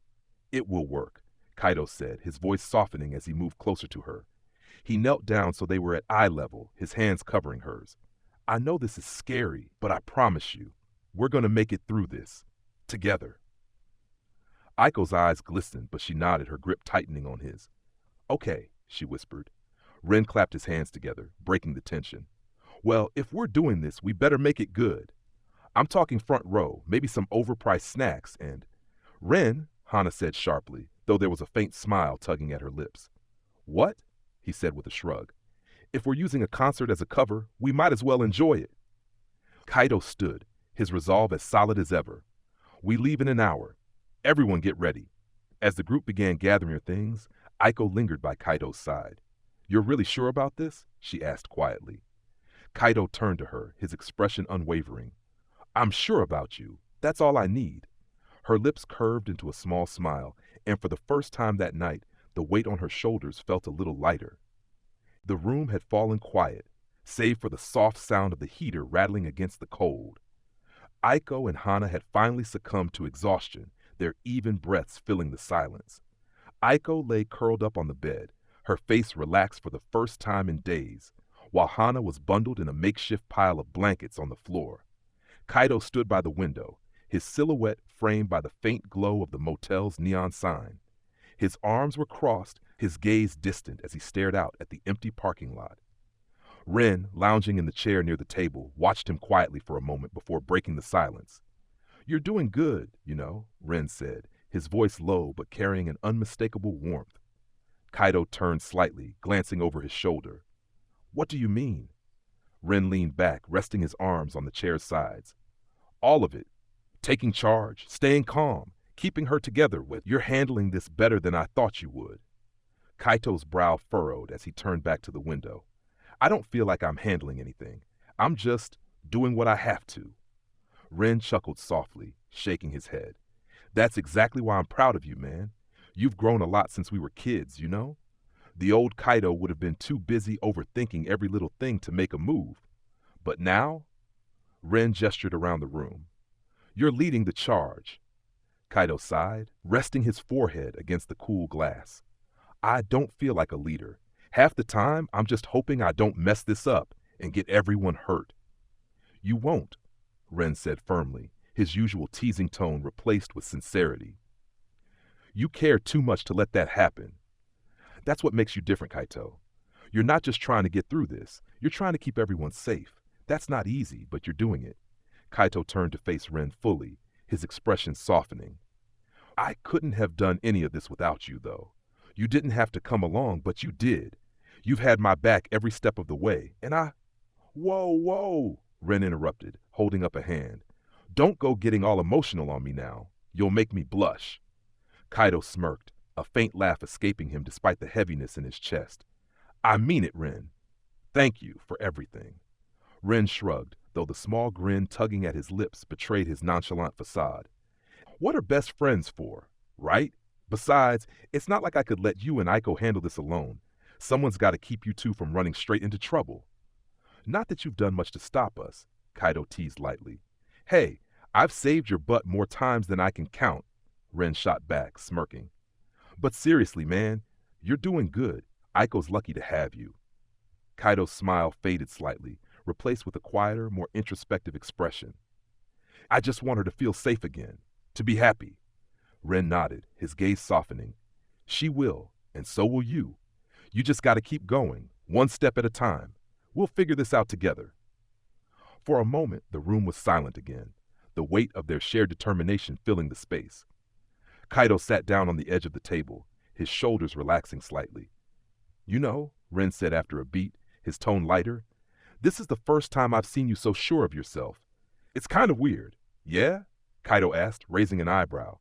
"Yeah, weird, but not bad," Ren said with a grin. "I think I could get used to it." Kaito laughed softly, shaking his head. "Don't get too comfortable. I might surprise you again." Ren leaned back in his chair, his arms behind his head. "I'll hold you to that." As the heater hummed on, the two of them sat in comfortable silence, the weight of the night feeling a little easier to bear. For the first time in hours, Kaito allowed himself to believe that, with Ren by his side, they just might make it through. The faint light of dawn crept through the thin motel curtains, casting long shadows across the room. The air was still and heavy, as if the world was holding its breath. Kaito was already awake, sitting by the window with his arms crossed. His gaze was fixed on the empty parking lot outside, his mind running through the plan for the day. Behind him, the soft sound of Aiko stirring on the bed caught his attention. She sat up slowly, rubbing her eyes and glancing around the room. When her gaze met Kaito's, she offered a small, tired smile. "Couldn't sleep?" she asked softly. Kaito shook his head, his expression steady. "Not much. Too much to think about." Aiko swung her legs over the side of the bed, walking over to stand beside him. "You're doing too much, Kaito. You need to rest, too." He turned to her, his voice quiet but firm. "I can rest when we're safe." Before Aiko could respond, Ren let out an exaggerated yawn from the chair he'd slept in, stretching his arms over his head. "Well, good morning, sunshine," he said, smirking at Kaito. "You're already in hero mode, huh?" "Someone has to be," Kaito replied evenly. though there was a hint of humor in his tone. Hana groaned from her makeshift bed on the floor, sitting up and rubbing her neck.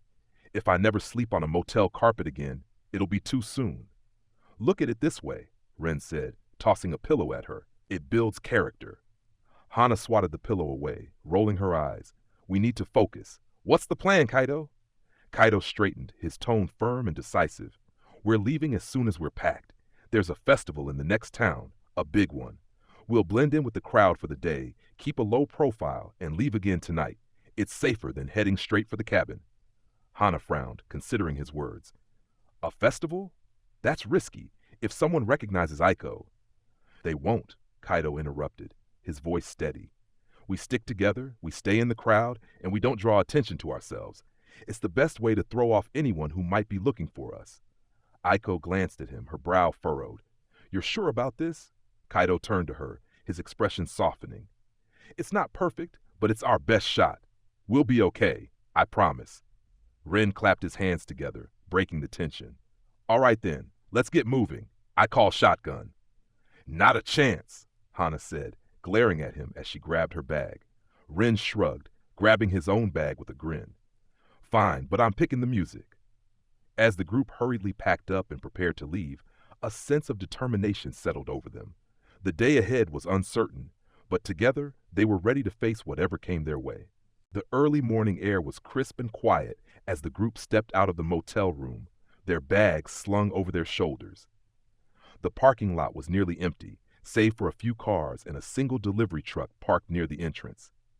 Ren unlocked the car and slid into the driver's seat, adjusting the rearview mirror as the others piled in. Kaito sat in the passenger seat, while Aiko and Hana took the back. Next stop, the festival, Ren said, starting the engine. The hum of the car broke the stillness, and they pulled out onto the road.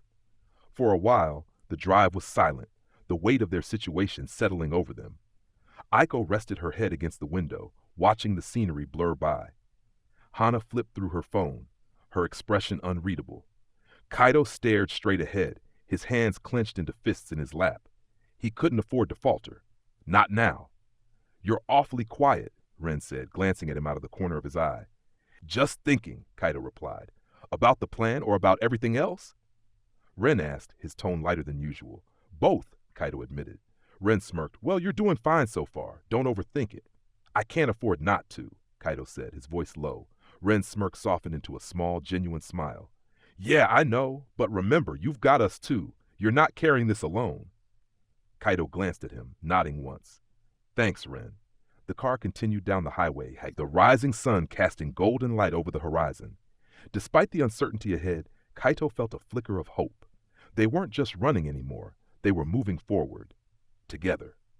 The drive to the festival was uneventful, the quiet hum of the car only broken by the occasional snarky comment from Ren or the rustling of a snack bag in the back seat. Kaito had drifted off somewhere along the way, his head leaning against the window, his usually tense expression softened in sleep. As the town came into view, the energy shifted. Colorful banners fluttered from lampposts, and the sound of distant music grew louder. The roads became more crowded, lined with cars and groups of festival goers heading toward the sprawling festival grounds. Looks like we made it, Ren said, his voice tinged with excitement as he maneuvered the car into a dirt parking lot already packed with vehicles. Kaito stirred at the sound of Ren's voice, sitting up and blinking at the scene outside. He rubbed his eyes and glanced at Aiko, who was staring out the window, her face lit with wonder. This is huge, Aiko said, practically pressing her face to the glass. It's a music festival, Ren said with a grin. What did you expect? A backyard barbecue? Hana rolled her eyes as she adjusted her scarf. We need to keep a low profile. Big crowd or not, we can't be careless. Kaito, now fully awake, nodded in agreement. She's right. Stick together, stay in the crowd, and don't do anything that'll draw attention. Aiko shot him a playful smile. What? You don't think I can handle blending in? I think you're a walking spotlight, Kaito muttered, though there was a faint smile tugging at the corner of his mouth. Ren parked the car in the farthest corner of the lot, away from the main traffic. All right, everyone out, and for the love of everything, don't forget where we parked. The festival was a sensory overload of sound, color, and movement. Rows of vendor stalls lined the walkways, selling everything from neon jewelry to fried foods. Multiple stages were set up across the sprawling field, each with its own crowd and sound. Ren grabbed a festival map from a stand and unfolded it with a dramatic flair. All right, we've got 4 stages, 3 food zones, and oh, check it out, a Ferris wheel over there. We're not here for sightseeing, Hana said, pulling her jacket tighter around herself. Remember, the goal is to blend in and stay unnoticed. Relax, Ren replied, already walking toward one of the stages. Blending in is easier when you look like you're supposed to be here. No one's going to think twice about us. Aiko lingered by Kaito's side, her eyes darting from the food stalls to the stages and back. This is amazing, she said softly, her voice full of awe. Kaito gave her a sidelong glance. Just stay close. We can't afford to lose each other in this crowd. She grinned, slipping her hand into his. I wasn't planning on going anywhere without you. The group made their way toward the main stage, weaving through the bustling crowd. The bass from the speakers grew louder, vibrating through the ground as the next act began setting up. This is it, Ren said, stopping just short of the stage. Biggest crowd, loudest music. It's the perfect cover. Aiko tilted her head, the music catching her attention. It's also the perfect place to just enjoy the moment, right? Kaito sighed, his focus scanning the crowd for any signs of trouble. Maybe. Just remember why we're here. Hana smirked, folding her arms. Don't worry, Kaito. We'll keep your precious plan intact. Ren waved her off. Let's grab some food before the show starts. I'm starving. The group found a food truck selling everything from grilled skewers to loaded fries, and for a brief moment, the tension that had followed them since they left the motel seemed to lift. Aiko and Ren debated over which snacks were the best. Hana kept an eye on their surroundings, and Kaito stayed quiet, always alert.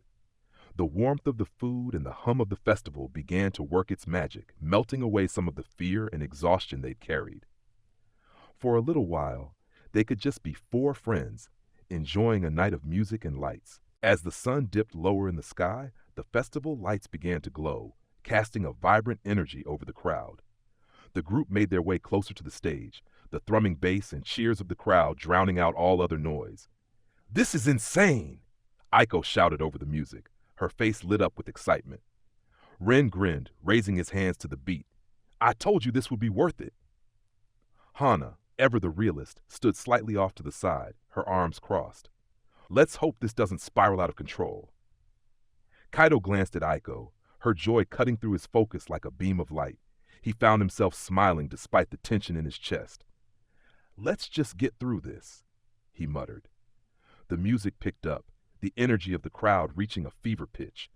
For a moment, it felt like they were just another group of friends enjoying the night. No running, no hiding, no fear. But as the spotlight swept across the crowd, Kaito couldn't shake the feeling that their brief respite was about to come to an abrupt end. The festival grounds were alive with music, cheers, and flashing lights as the band on the main stage finished their latest song.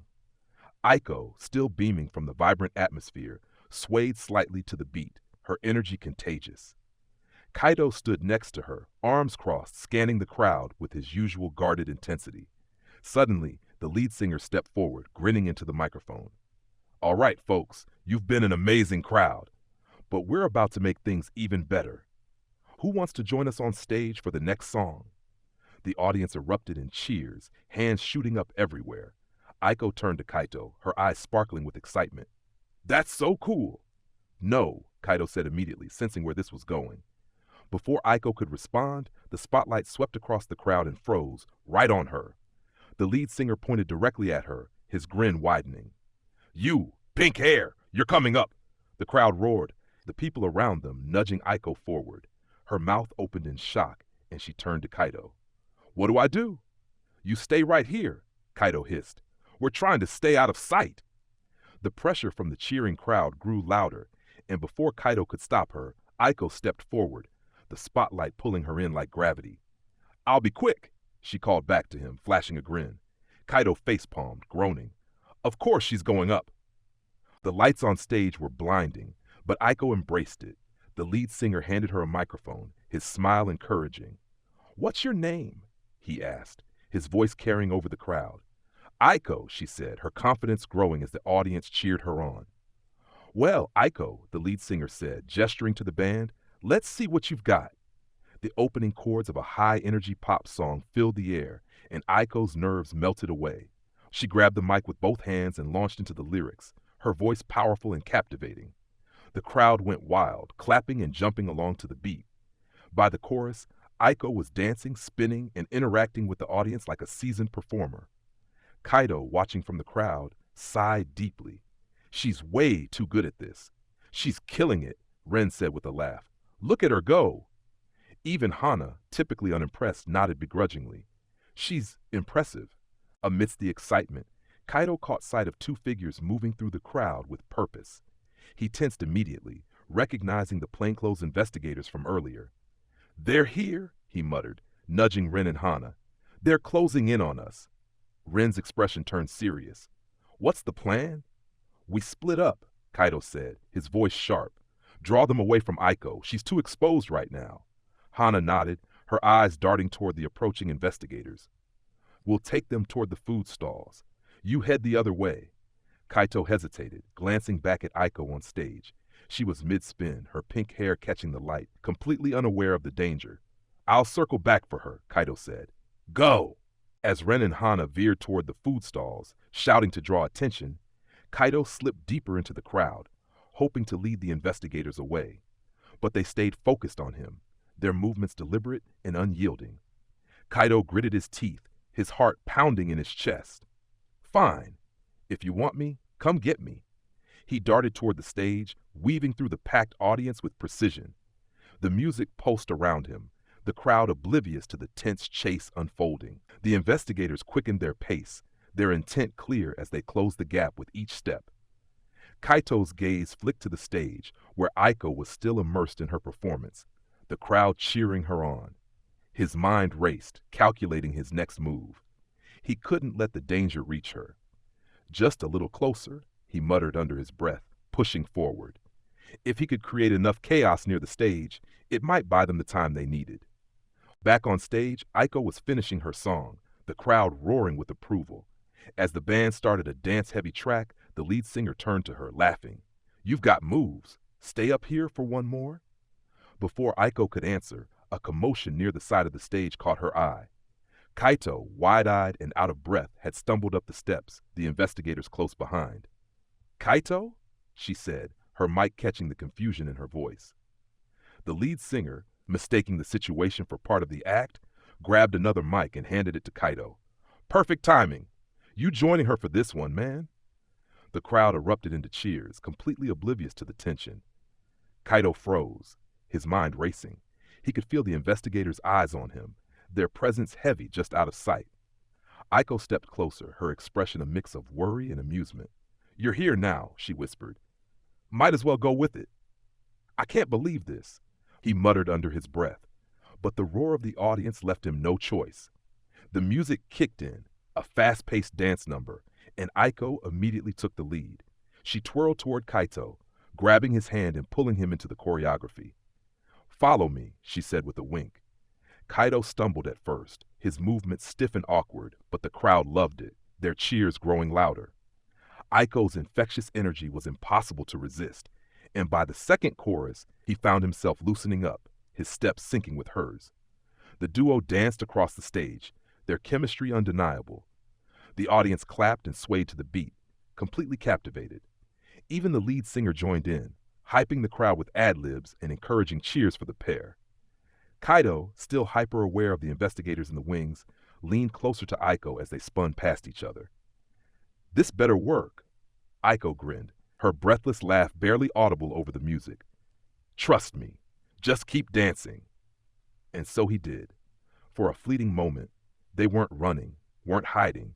They were just two people caught in the rhythm of the music, the world melting away in the blinding stage lights and deafening cheers. In the midst of the chaos, Ren appeared at the edge of the crowd, holding what looked like an entire tray of sparklers. Without hesitation, he lit them all at once, waving them above his head and shouting, "Free fireworks, everyone!" The sudden burst of light and smoke filled the air, casting a dazzling glow over the crowd. People cheered and laughed, drawn to the unexpected spectacle. The distraction worked perfectly, the audience's attention entirely on the improvised fireworks show. Aiko caught Kaito's eye, her urgency cutting through the chaos. "Now!" she said, grabbing his hand. With the investigators momentarily thrown off by the commotion, Kaito and Aiko darted off stage. They moved quickly, their steps synchronized as they navigated through the sea of people. Ren's antics kept the crowd energized, the chaos giving them just enough cover to disappear into the throng. The band, still playing enthusiastically, added to the confusion, the music masking their retreat. Aiko tightened her grip on Kaito's hand, her heart pounding in her chest as they weaved through the swirling lights and noise. "Where's Hana?" Kaito asked breathlessly, glancing over his shoulder. "She'll find us," Aiko replied, her voice steady despite the adrenaline coursing through her. "Just keep moving." Together, they slipped further into the chaotic festival grounds, the sparklers still blazing in the distance, buying them precious time. The group reconvened near a storage area behind the stage, their breaths coming in ragged gasps. Aiko leaned against the wall, her face flushed with excitement. "That was insane," she said, her voice still trembling with adrenaline. "But so much fun." Kaito shot her a pointed look, his hands on his knees as he tried to catch his breath. "Fun? You almost got us caught." Ren jogged up moments later, his grin as wide as ever. "You two killed it up there. Kaito, I didn't know you had moves." "Neither did I," Kaito muttered, glaring at Ren, "and I hope I never have to prove it again." Hana, more composed but clearly on edge, was focused on her phone. Her face darkened as she read a message or checked a notification. "Hate to ruin the celebration," she said, her voice grim, "but the car's gone. They impounded it." The group froze, the reality of their situation sinking in. The adrenaline-fueled energy from moments ago dissolved into heavy silence. Kaito straightened, his eyes narrowing in determination. "Then we head to the train station. It's our only shot now." Ren nodded, his usual humor replaced with a rare seriousness. "It's not far. We can make it if we hurry." Aiko tugged on Kaito's sleeve, her voice quieter now. "Are you sure this will work?" "It has to," Kaito said firmly, his hand brushing hers in reassurance. "We don't have any other choice." With no time to lose, the group took off into the night, weaving through alleys and side streets as the sound of the festival music faded behind them. Their steps were hurried, their breaths uneven, but their resolve was unshaken. They were in this together, and no matter what came next, they would face it side by side. The train station buzzed with activity, the hum of commuters blending with the faint sound of an approaching train. Kaito and Aiko moved hurriedly inside, their breaths visible in the chilly night air. Behind them, Ren and Hana followed, their faces a mix of determination and resignation. Kaito glanced back at his friends. "We're almost there. Just a little farther." Ren raised a hand, stopping him. "Hold up, man." Kaito frowned, his voice tinged with concern. "What's wrong?" "This is probably where we part ways," Ren said, his tone unusually serious. Aiko's eyes widened in shock. "What? No, you can't." Hana stepped forward, placing a reassuring hand on Aiko's shoulder. "Listen, you two are the ones they're really after. Ren and we're not as big of a target. If we stay with you, we'll only slow you down." "But you've been with us this whole time," Aiko said, her voice trembling. "I'm the reason you're in this mess." Ren smirked, waving her off with casual ease. "Nah, don't get all dramatic on me. You think I'd miss a chance to be part of the most exciting thing to ever happen in this town? I wouldn't trade it for anything." Hana nodded firmly. "We've got your back, Aiko. Both of you. We wouldn't have come this far if we didn't believe in you." Aiko's lip quivered as she glanced at Kaito. He stood silently, his gaze locked on Ren, the weight of their friendship unspoken but deeply felt. "Ren," Kaito said quietly, his voice thick with emotion, "I don't know how to thank you." Ren shrugged with a grin. "Don't get all mushy on me, bro. It's what best friends do." Kaito stepped forward, extending his fist. Ren met it with his own, their usual playful camaraderie now carrying a deeper meaning. "Take care of her," Ren said, his tone soft but resolute. "And don't screw this up." "I won't," Kaito promised. Hana turned to Kaito, her stern demeanor softening just slightly. "See this through, Kaito. Be strong for her. She's counting on you." Kaito nodded, his jaw tightening. "I will." Aiko wiped her eyes, letting out a weak laugh. "You guys are impossible." Ren reached into his bag and pulled out a pink wig, holding it up with a dramatic flourish. One last trick up our sleeves. Hana groaned in disbelief. Seriously? Ren grinned mischievously. Hey, if you're going to be the decoy, might as well look the part. Aiko gasped, covering her mouth with her hands. You're going to pretend to be me? Bingo, Ren said, already placing the wig on Hana's head. Hana adjusted the wig begrudgingly, muttering under her breath, I can't believe I'm doing this. You're rocking it, Ren teased, earning an exaggerated eye roll from Hana. Aiko stepped forward, her hands grabbing Hana's in gratitude. Thank you, both of you. Don't mention it, Hana said, her stoic demeanor softening into a small, genuine smile. Just don't waste this chance. Ren handed Kaito a small envelope. Some cash for the road, and here.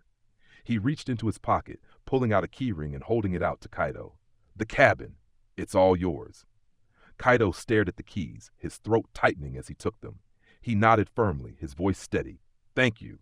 As the sound of the approaching train grew louder, Ren adjusted his hoodie and grinned. All right, time to give these guys the runaround. Hana, now fully disguised in the pink wig and a borrowed scarf from Aiko, shot him a sharp look.